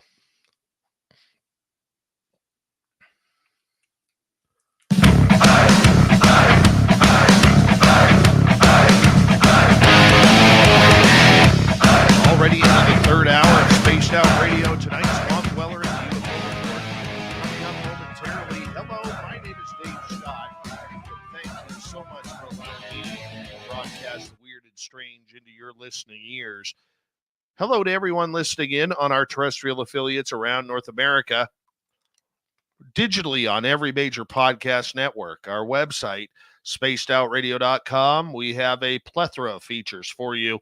Rock out to Bumblefoot, read the news wire. Check out our swag as well. Follow us on X at Spaced Out Radio, Instagram at Spaced Out Radio Show, and on Patreon in the Space Travelers Club. The Desert Clam has set the password for tonight in the SOR Space Travelers Club. Abducted. Abducted is your password. Use it wisely, Space Travelers, as the Clam sets the password each and every night right here on Spaced Out Radio. Let's head to the swamp. Hello and welcome to Spaced Out Radio's Swamp. I'm Swamp Dweller, and tonight I'm going to take you on a mystic journey of the unknown, sharing tales of monsters, legends, and nightmares. Welcome to the Spaced Out Radio Swamp. There have been 3 instances in my life where I have felt like I was going to be abducted. I'm a woman, and I'm currently 23 years old. I'm also on the petite side, standing at a whopping 5'3" and weighing roughly around 115 pounds. Because of this, I typically wear heels or platform boots so that I can appear taller than I actually am. This story happened this spring while at a secondhand store. I was looking to find a good side table style cabinet, and my boyfriend came with me because I have already been nearly abducted twice in my life. I could write about these in the future if you would like. And I suffer from CPTSD in part of that, so I'm not really able to go out in public by myself unless I'm with someone, going to class or going to work. Lucky for me, my boyfriend is 6'3", lean but muscular, has a very deep, intimidating voice, and has absolutely no issues with taking physical action if I needed it. But basically, it's like having my own caring, personal bodyguard. For context, the area I live in is bad for human trafficking. I live in northern Wisconsin, but close to Minneapolis. The I-94 runs basically straight to Minneapolis from the Dells. I grew up in that area, and I know full well that the Dells has bad trafficking issues too because of the high levels of tourism in that area.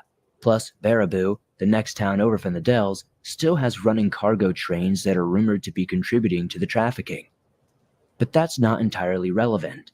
The town I currently live in is split in half by the same interstate, and there's a Walmart right by the exit, also infamous for trafficking. There have been many abductions of women in our town in various locations all over, and it isn't a secret to anybody that it's an issue for the area. Now, with the story. My boyfriend and I go to the next town over to look for a cabinet-styled side table because the secondhand shops in our town don't sell furniture. We get inside and look around a little bit before my boyfriend says he needs to go to the bathroom. I keep browsing nearby the bathrooms in a display area for desks, dressers, etc. And I find this neat vintage vanity with hidden organizers in the top of the desk, and I start looking at it and checking out its little features.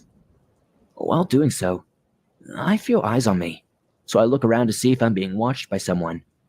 Sure enough, in the row of desks behind me, there's a middle-aged man looking at me with no facial expressions.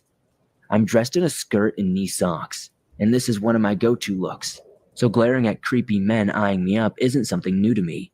But since I'm alone now and don't want to anger the guy, I give him the cliche Midwestern half smile and move up the row away from him, but towards the corner of the section. Suddenly, this guy practically runs to the row I'm in, so I take a right and head up towards where he was standing when I initially spotted him. He picks up pace, and I am now half running, trying to get away from him, and after a small chase around the furniture, we end up in a situation where I'm standing on one side of the row of desk and he is standing on the other, waiting to see which way I will go, at a standstill. At this moment, I try looking to my left towards the other furniture and bathrooms to see if anyone is around to witness this, and thank Gaia, my boyfriend is out of the bathroom, already walking towards us, with a very squared-up posture.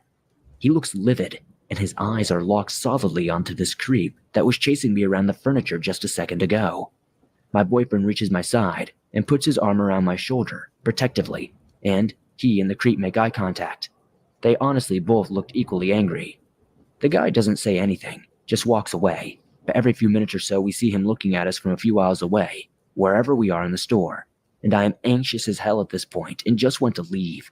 My boyfriend is trying to do his best to reassure me and calm me down in the best way he knows, but with no avail. He eventually distracts me from the guy by finding a perfect side table that I was looking for. Dark cherry wood, glass door, shelves, beautiful and only $30, not to mention a student discount. We picked it up and head to the checkout. The entire time I am paranoid and looking around to see if this guy is near us. He is currently being checked out at the register, and we are being separated by 2 other customers. My anxiety spikes again, but I try not to let it show. When he is done, he walks through the first set of doors to exit, but is still in the first entrance of the store just standing there. He looks at me, and we make eye contact a few times, while I'm in line and then checking out. I make it a point to stand on the right side of my boyfriend, carrying my new find out, and holding eye contact with the creep the whole time we exit and get to the car. He doesn't say or do anything. He didn't follow us, he just stared at me, and we get to the car safely. Although I am still paranoid and trying to get the side table in the car and secure it as fast as possible, which is just making me fumble more. But regardless, we left safe and made it home okay. I can't say for certain that this man was trying to abduct me, let alone if he was working with human traffickers, but I highly doubt he was chasing and stalking me around the store with pure intentions. Thank you, Swamp Dweller, for another creepy story just like that. If you want more, you can head on over to his YouTube channel, Swamp Dweller. He's got over 317,000 subscribers. You could be one of them. It's all free, all for you. So we love it when Swamp Dweller kicks off hour 3. Let's head to the UFO report. That is an interplanetary flying space saucer.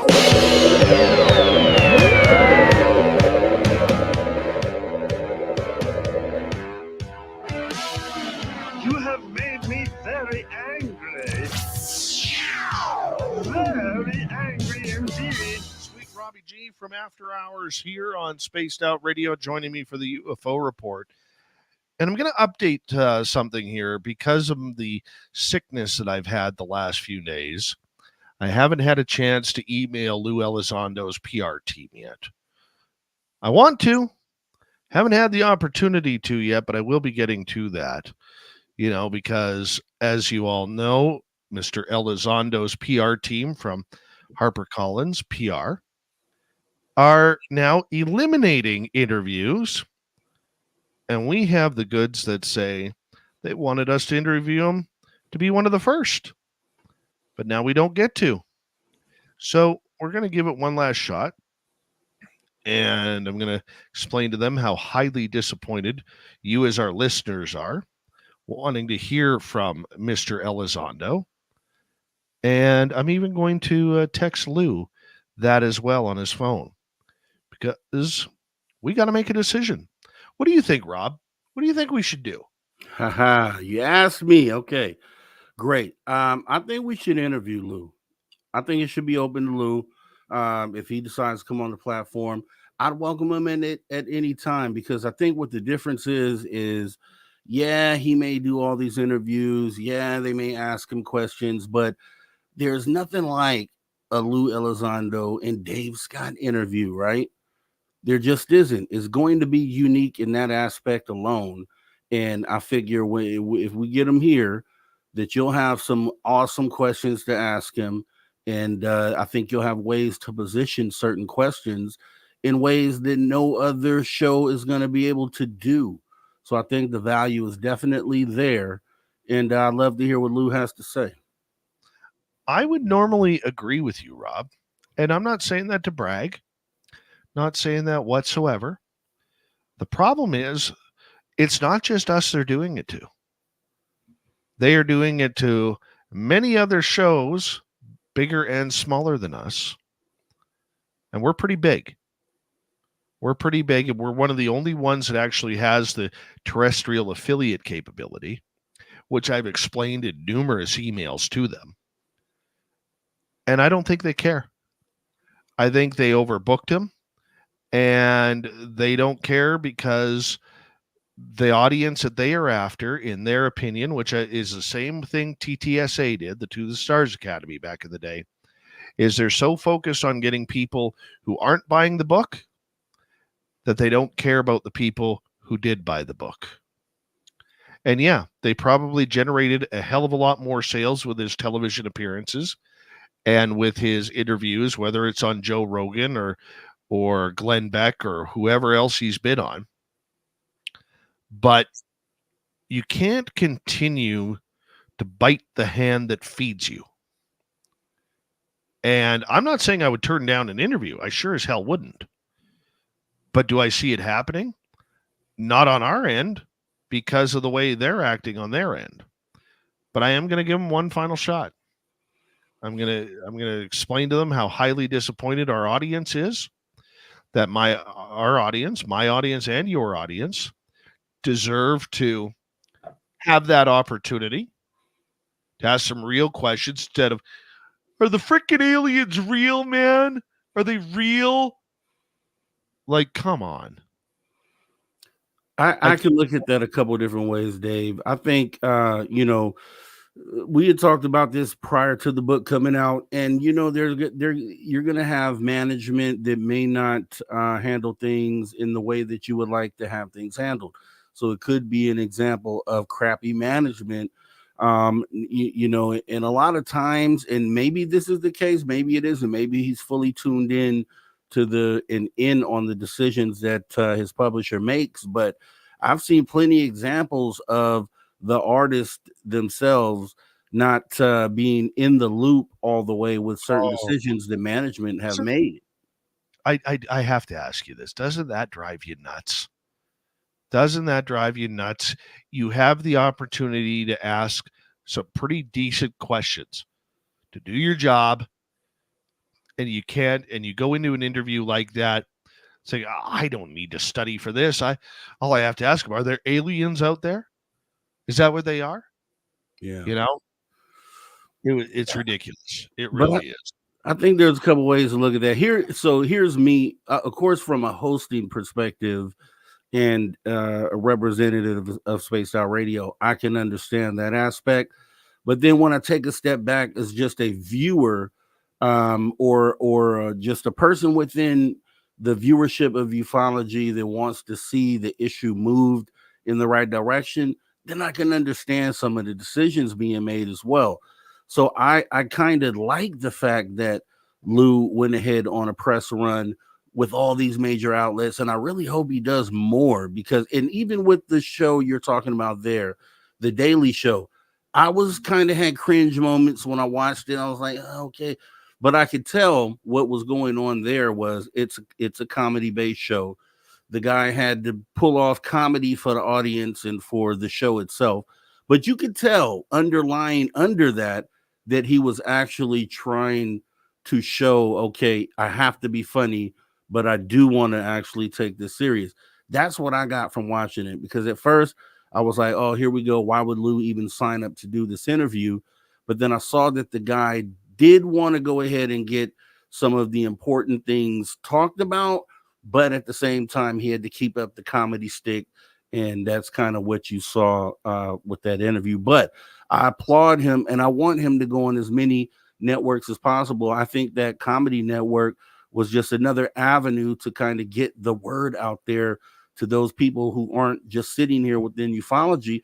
We all know what's going on here within ufology.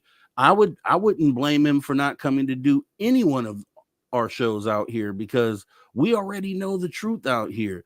It's really about him taking that message to those places where they don't talk about this, or where this isn't something that's brought up.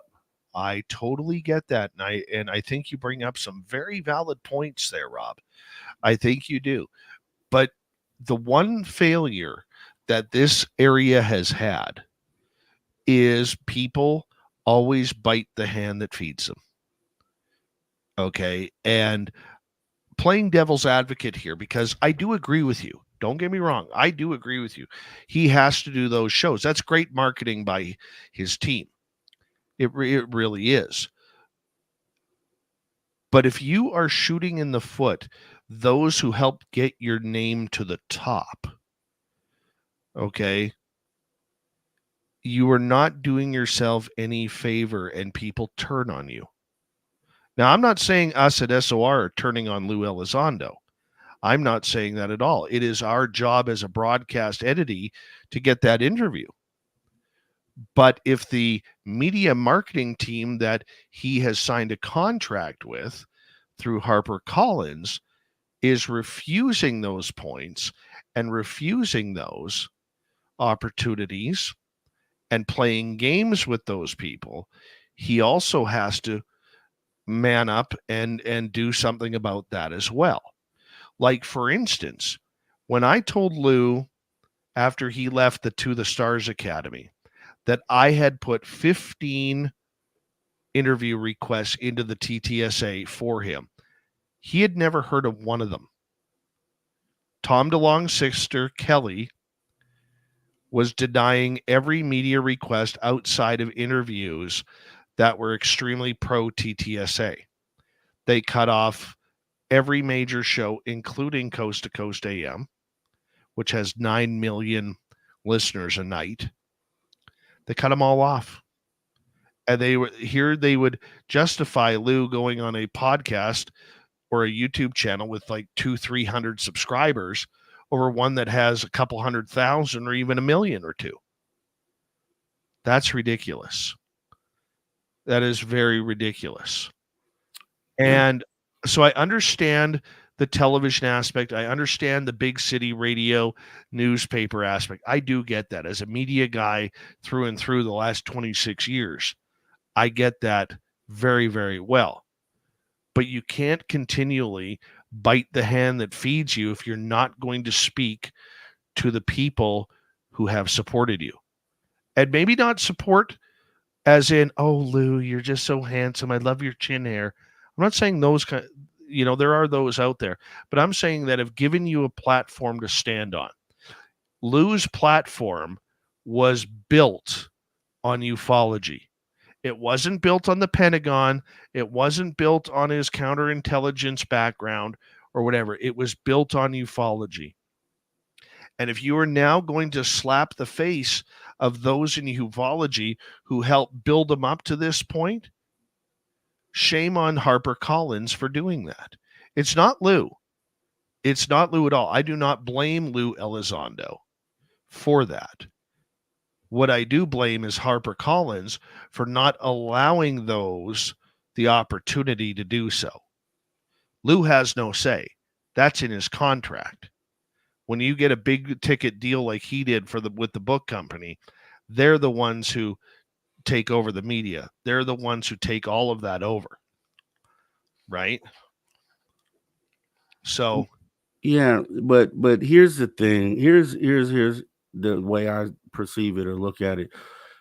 I don't really see, regardless on if he does podcasts within ufology or not, I think the 1,000 appearances that he made prior to the book really solely within ufology, I think you kind of get to preach it to the choir after a while. Now, for example, if we knew a tsunami was going to hit, right, and he's a specialist on tsunamis, he'd be preaching to the choir by coming to warn us about this tsunami. You got to warn the people that don't know it's coming. And I would rather, for as a person that wants the message out there to the masses and to the rest of humanity, I would want him out there. I would probably tell him specifically to focus on those areas that he has not spoken to. And so, yeah, he's come back and done some of the same podcasts he's done before. You know, maybe, I don't know. I don't know what the decision making is behind that. But if I'm his manager and this is something that the world needs to know about, I don't know how much time I would sit in within ufology preaching the same thing over. We've all admitted that the book is essentially the stuff he said before and a few other tidbits.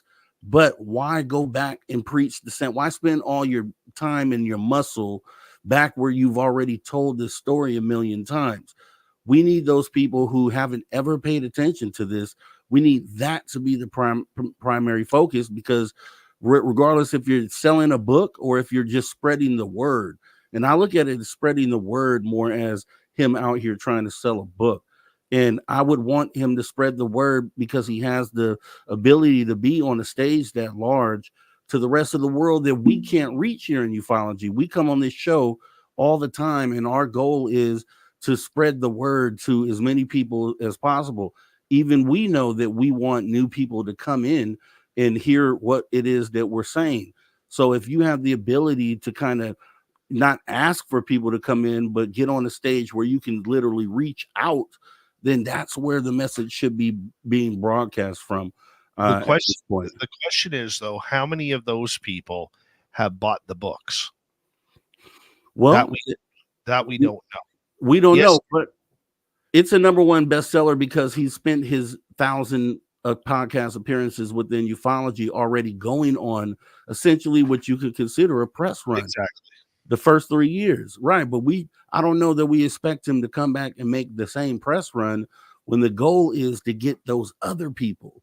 So yeah, they may not have bought a book yet, but the more he's on these national programs and programs that are out of the ordinary, like the little comedy thing he was on, those people now are like, okay, Lou Elizondo, okay, he was talking about this. Okay, our host had him on the show, so there must be something to what this guy is saying. Okay, let's start jumping down that rabbit hole. And so I think that's what needs to happen more so than worrying about him coming back to ufology to what everyone else has said, say the same thing over again. If his PR company was worth any salt, they would know that there is a difference between a podcast that is only going to ask him and bat eyelashes at him than a channel that has a couple 100,000 subscribers. Right. Okay.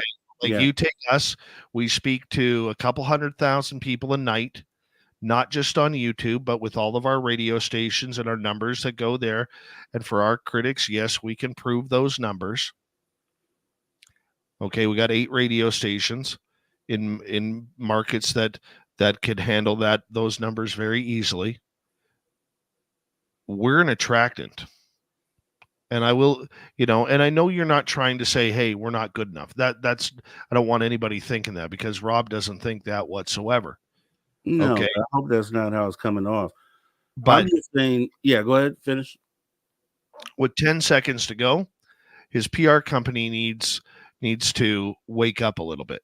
That's my final thought on it. And because we're about to go to break, Rob, I get the final word. Woo! When we come back, the sweet Robbie G, the Canadian UAP photo. We'll be right back. This is Spaced Out Radio and your host, Dave Scott.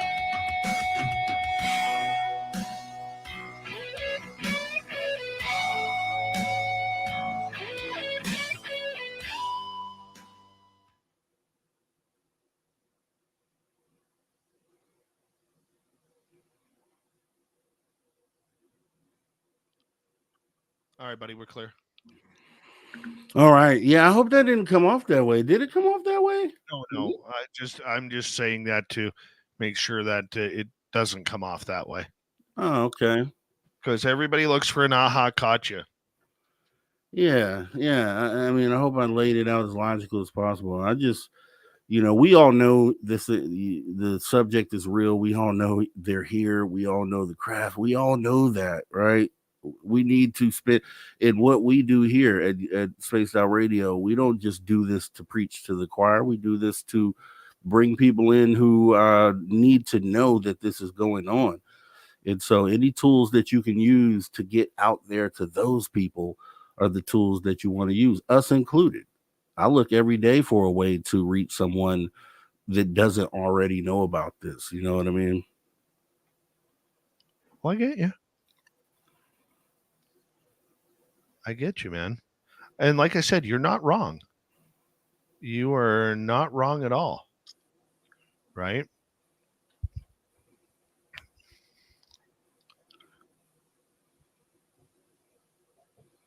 Cryptid Warfare, how you doing? Welcome to SOR chat.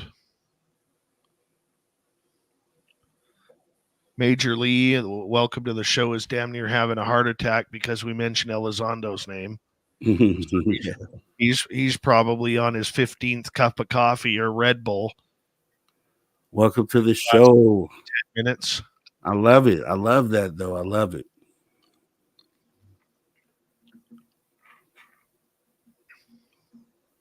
You got to have uncomfortable conversations sometimes, man, when you're trying to get to the truth. And I'm always down for that. So I think it moves the needle forward. And literally, that's what this is about, man. This is what this is about.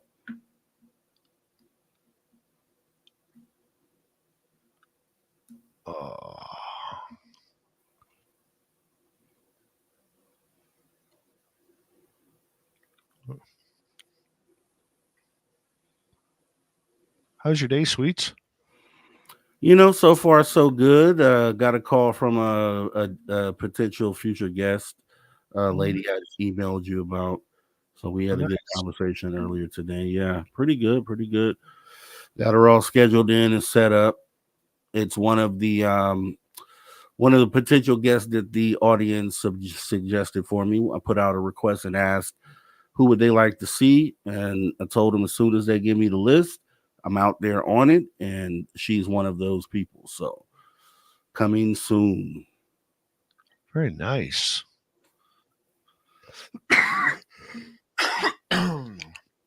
Sorry for coughing in your ear. Oh, you're all good, man. I'm on the tail end of that. I already had that the thing you guys are all having, man. It hit me a couple weeks ago. And yeah, right now you can kind of hear it in my voice, but it's more at the point where your chest, the phlegm tightens in your chest, and now it's on its way out. That's where I'm at now. All I hear is sweet sexiness coming out of here. I can tell my voice sexy G. all the way there. That's what we're gonna call you tonight. Sweet sexy G. I got to keep up the energy in order to keep my voice in check. So I did something tonight before the show. My little guy, you should see him work CapCut. What is that? It's an editing program for videos. Oh yeah, I heard you talking about that. Yeah. So I'm giving him a test one to do. Mm-hmm. And we had a manly handshake over it. I said, I want to test you out here, bud. And I said, if you hit a home run with this one, I said, Dad'll start paying you $10 a video. There we go. Dude, his face lit up like a freaking Christmas tree. Like I'm going to work for my dad on the radio show. Yeah. Welcome to the team, young man. Yeah. So I'm going to test him out here because I've seen some of his work. He was showing me a lot of his work tonight that he does. And I couldn't do it, Rob. There's no way I could ever do that. So I'm going to test him out to see about see what he could do with the show. And if it works, we're going to do something with it. That's awesome. Yeah. Kids, kids are always way above us you got that in right. technology. They have to do it for a living in their personal life. So yeah, this should be perfect. We got 4 seconds. Hold on here.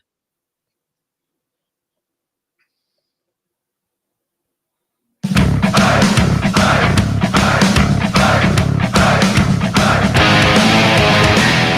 into the final half hour of Spaced Out Radio tonight. My name is Dave Scott. Sweet Robbie G is in with the UFO report. We'll get to that momentarily. But first, I want to remind you that if you missed most of this show or others, you can always check out our free archives by going to youtube.com/spaced out radio. Do old Davey the favor, hit that subscribe button. Our show is also free on every major podcast network. Our website, spacedoutradio.com.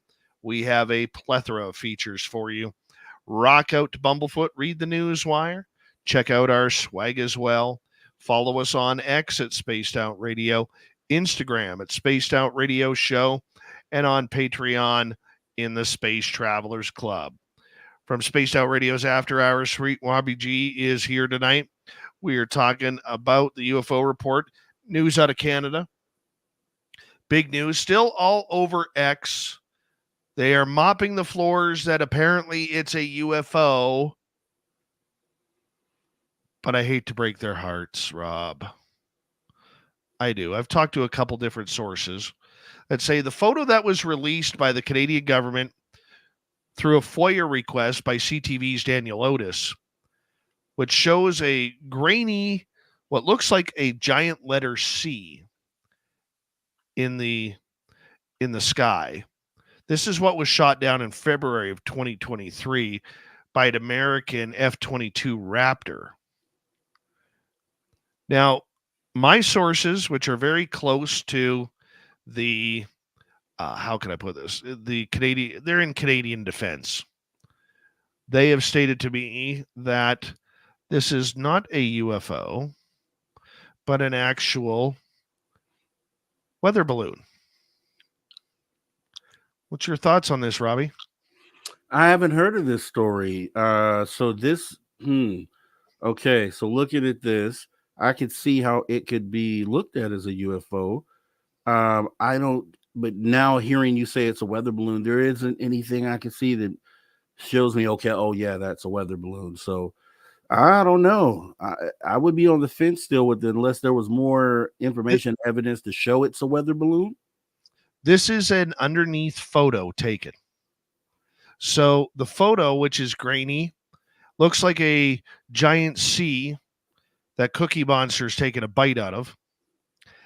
And it has like a black round orb in the middle. That is what is tied off, that it is carrying something. Now, other balloons have also shown they are dangling something that they can immediately drop as the tether can be cut automatically, much like if you're dropping a bomb from a drone.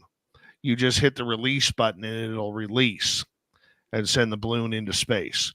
But that's exactly what it was, is the blocking area, which looks like it's looking like a little C, but there's a black blocking area in there.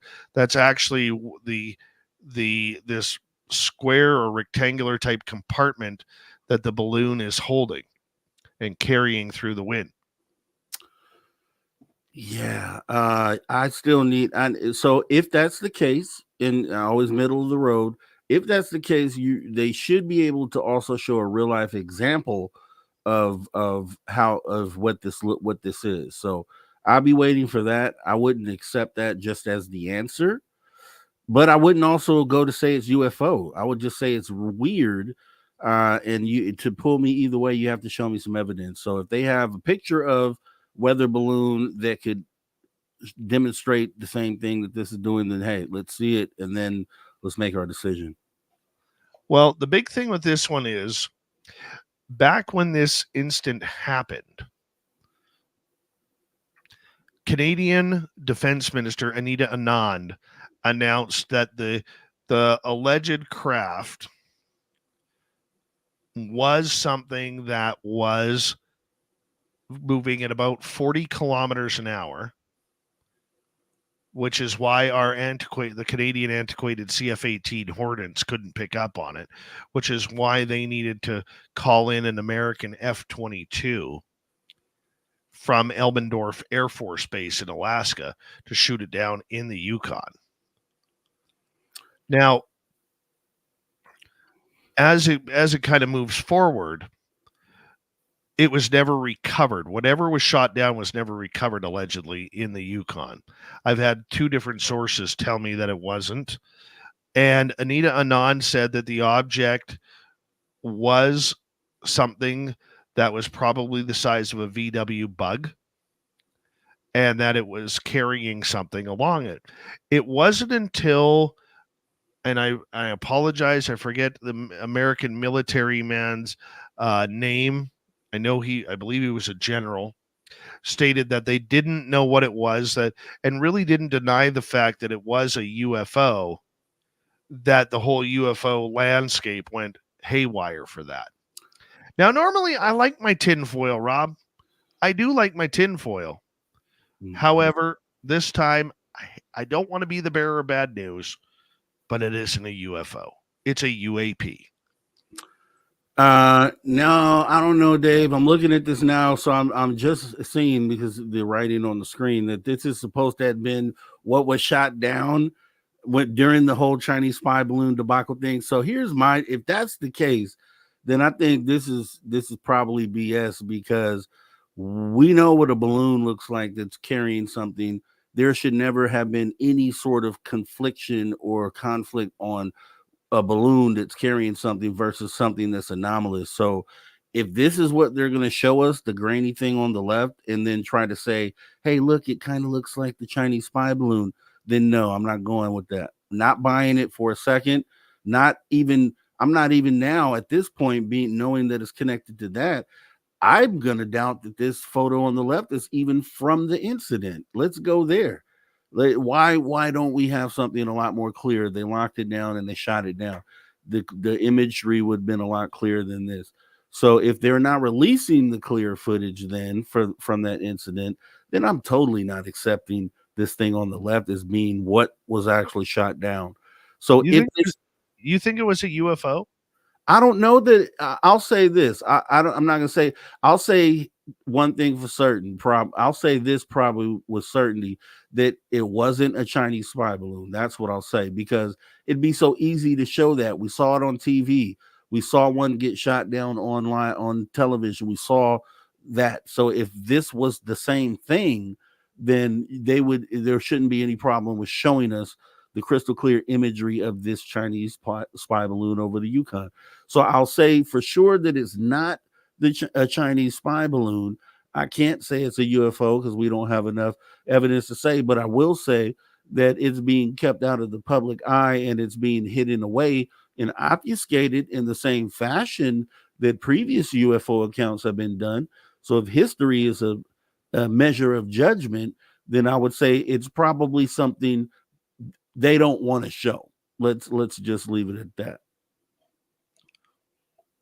Well, we're going to leave it at that as we continue on with the UFO report tonight. Rand Paul making news. A lot of people blaming him, the senator, for shooting down the latest Schumer-Rounds amendment on the U.S. defense budget coming up in December. Do you think he is the man to blame, Rob? You know what? He could be, or he couldn't be. The end of the day, there's going to be there. We already knew that at some point they were going to begin doing this, even though they initially came in with saying, hey, we want to make sure that we get this uncovered. We want to give you guys the tools. And we had that in the beginning, but it was always in the back of my mind that it was something that could be easily taken away just as quickly. So when this happened, like it just did, it just proved my point that I had previously, is that, this thing could change at any moment. It seems like a good gesture But at the end of the day, it wasn't anything that they were going to allow to uncover anything. So maybe he was the one that did it or shot it down. I don't know. That's where I don't get into the particulars, because to me, it doesn't matter. It's just the government shot it down. Shot down that the UAP, Disclosure Act. So with that being said, it's just more of the games, more of the politics, and not surprised at all. That's why a lot of skeptics were slam dunking the fact that this had been shot down. And I'm looking at it more like, okay, we knew that they didn't want disclosure to begin with. So yeah, this is probably something that was going to come anyway. Just more of the obfuscation, more kicking the can down the road. Not a surprise to me at all. It's not a surprise to me that it got shot down. It's not a surprise of that. One thing that I will say, though, is the players who were involved. Like Rand Paul a couple of years ago was very much a proponent when I believe it was Mark Warner and Christian Gillibrand really started to open up the idea that there was something that we had to look into with UFOs. Okay. He was somebody who was added to that. Now, I'm wondering if, people who are targeting this are doing it because they either don't like the law or the wording in it, or they're doing it to protect the assets that are there. And I think, we saw that in the last one when Senator Mike Turner, who's been around since I believe the Declaration of Independence was written, we saw him and his cronies shut down the last one last year. And they said it was because of national security. Well, what's the secret this time? What's the excuse this time? That's what we need to do. They don't want anything in place that is going to leave the door open for us to get to the prize, to what we need. So anything that's going to be set in stone once it's signed into law, they don't want it there because it gives us the avenue to get to the good. So yeah, the people in the background are going to make sure that there's never anything in place. I was shocked that they got the whole whistleblower thing passed to begin with, to say, hey, people can come in and tell without risking any sort of adverse effects. I said, okay, that's something that won't last. I'm shocked that they're doing it. I don't know why they even allowed that to begin with. It's not going off their historical outlook on disclosure. It didn't line up with it. Something was weird there to begin with. And now, like I think we talked at the end of last year, and I said, it looks like they're simply at this point drawing a line in the sand saying, hey, we don't care. When Kirkpatrick was still in office, and even though we knew things were what they weren't, he sat there and said in every single briefing or every single press conference that we didn't find anything, and just blatantly lying to our face. And, it showed that they were drawing a line in the sand. So I think this is just an effect of that. I don't really expect them to do anything else and take it as far as they did by allowing whistleblowers to come forward. I don't think they do it. I think they realize what the mistake in that was, and they probably won't ever go that way again.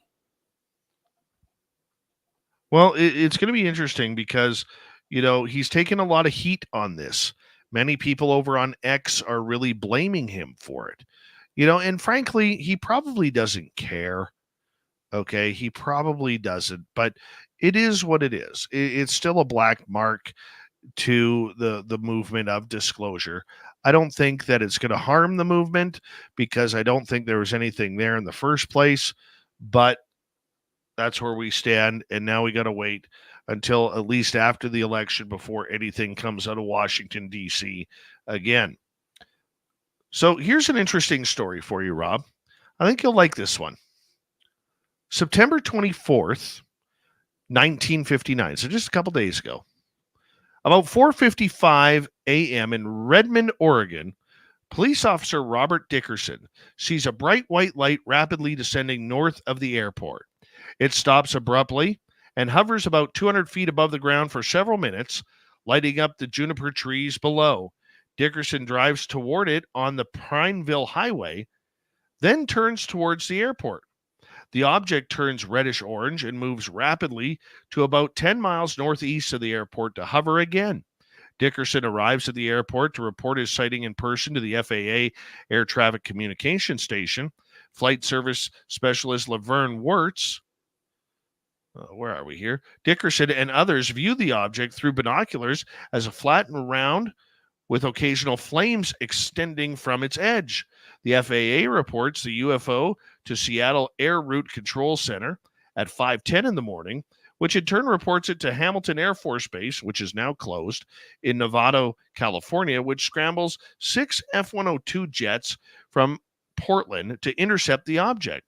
FAA station observers see the object hover and emit long tongues of red, yellow, and green light that extend and retract at irregular intervals.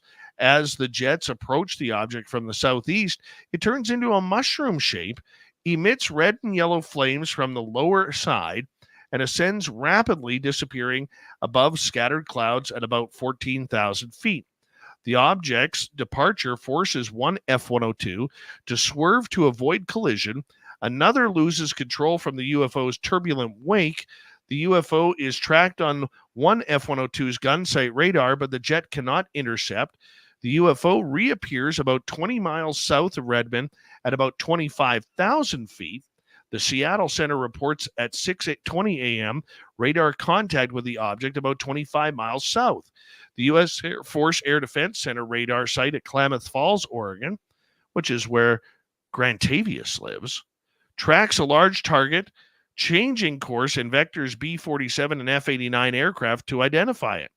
Redmond FAA controllers lose sight of the object around 7:11 a.m. at Klamath Falls, radar still tracking it, though, 25 miles south. But the height varies from 6,000 feet to 52,000 feet.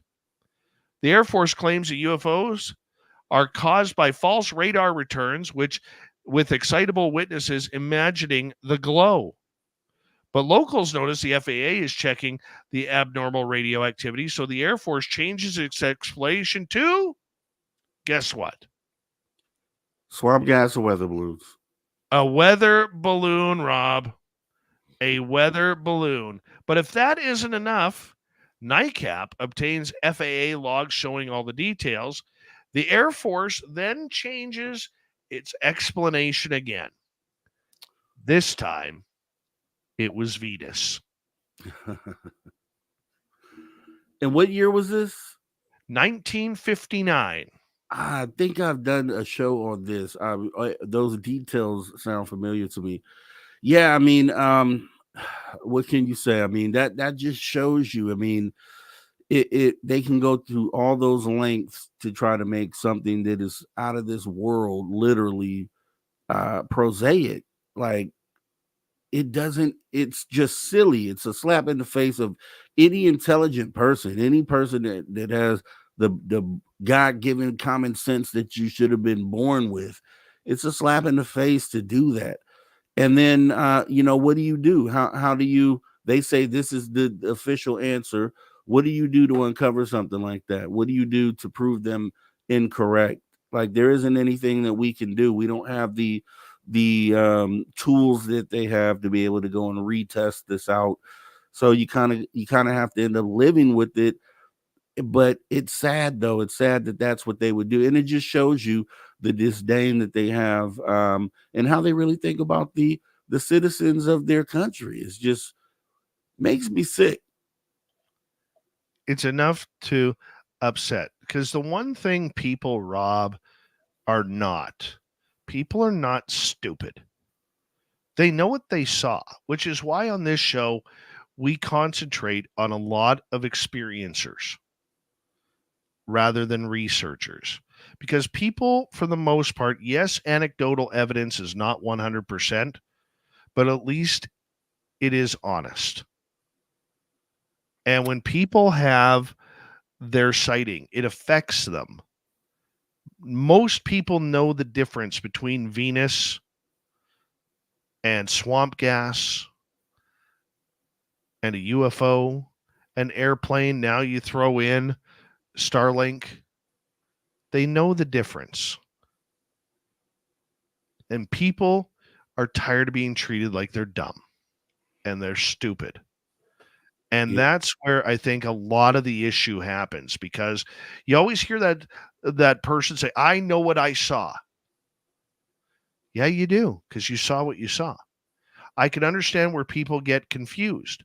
I had a gentleman call me up a couple of years ago. He's like, there's this UFO in the sky. It's just there. It won't move. Called me back the next night. It's right there again. Ended up being Jupiter, because Jupiter was at one of its closest points to Earth. It looked massive.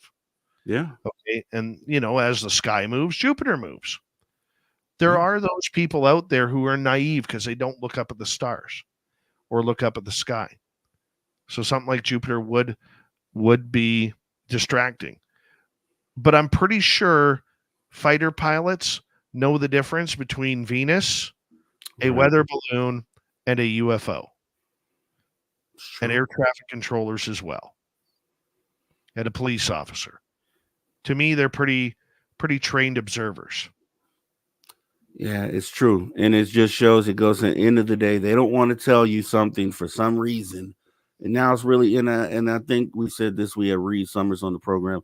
I think we're past the part that they're here and it's nuts and bolts. Why are they here? Why are they hiding the fact that they're here? Why won't they admit it? That's more of what we should be focusing on nowadays, because there's some they know that we don't know that we probably should know. And let's get to the bottom of that. Amen, brother. Amen. Sweet Robbie G, appreciate you jumping on in the UFO report tonight, filling in for the voiceless Tim James. He'll probably blame me for giving him the cold, just so you know. He probably will. But I appreciate you, my friend. Thank you. Sure. As we say hello to the birthday boy, Mr. Ron Bumblefoot Long, rocking us out here on Spaced Out Radio. Bumblefoot is the official music of Spaced Out Radio, rocking us in and out of every single show. Get your horns up with the guitar, God himself. Special thanks to everybody listening in at work, at home, in your cars, wherever you may be. Thank you to everyone in our chat rooms tonight. YouTube, Twitch, Facebook, Streaming, LinkedIn, Space Travelers Club, and on X, hashtag Space Out Radio. I know you're out there somewhere. Remember, this show is copyright by Space Out Radio and SOR Media Ventures Limited. Thank you so much for choosing to share your evening with us, because together, my friends, we're watching. Mr. Bumblefoot, we need a favor. We need you to take us home.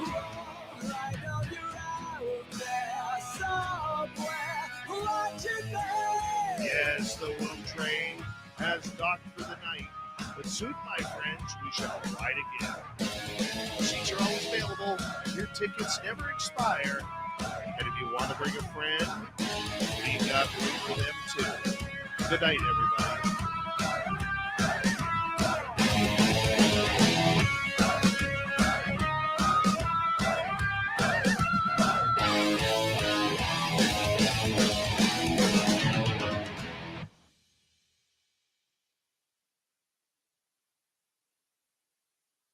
That's good. That's Great. My voice barely hung on there to the end, man. So I'm glad I made it through. Yeah. Oh, you're the best, dude. Thank you.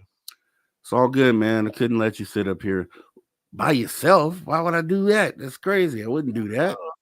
You're just a radio addict. Yeah, I am.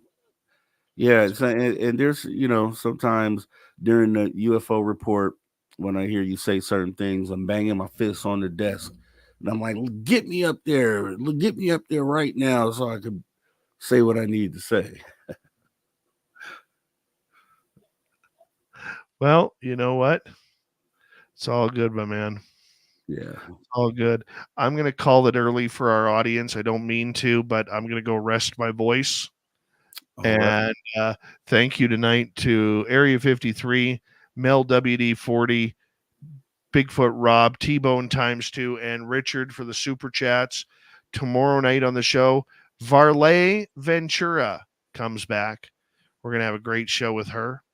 And thank you to all our new subscribers. If you haven't yet, do us a favor, ring that bell, hit that subscribe button, and we're on all social media for Spaced Out Radio as well. We'll see you all tomorrow night, everybody. Take care.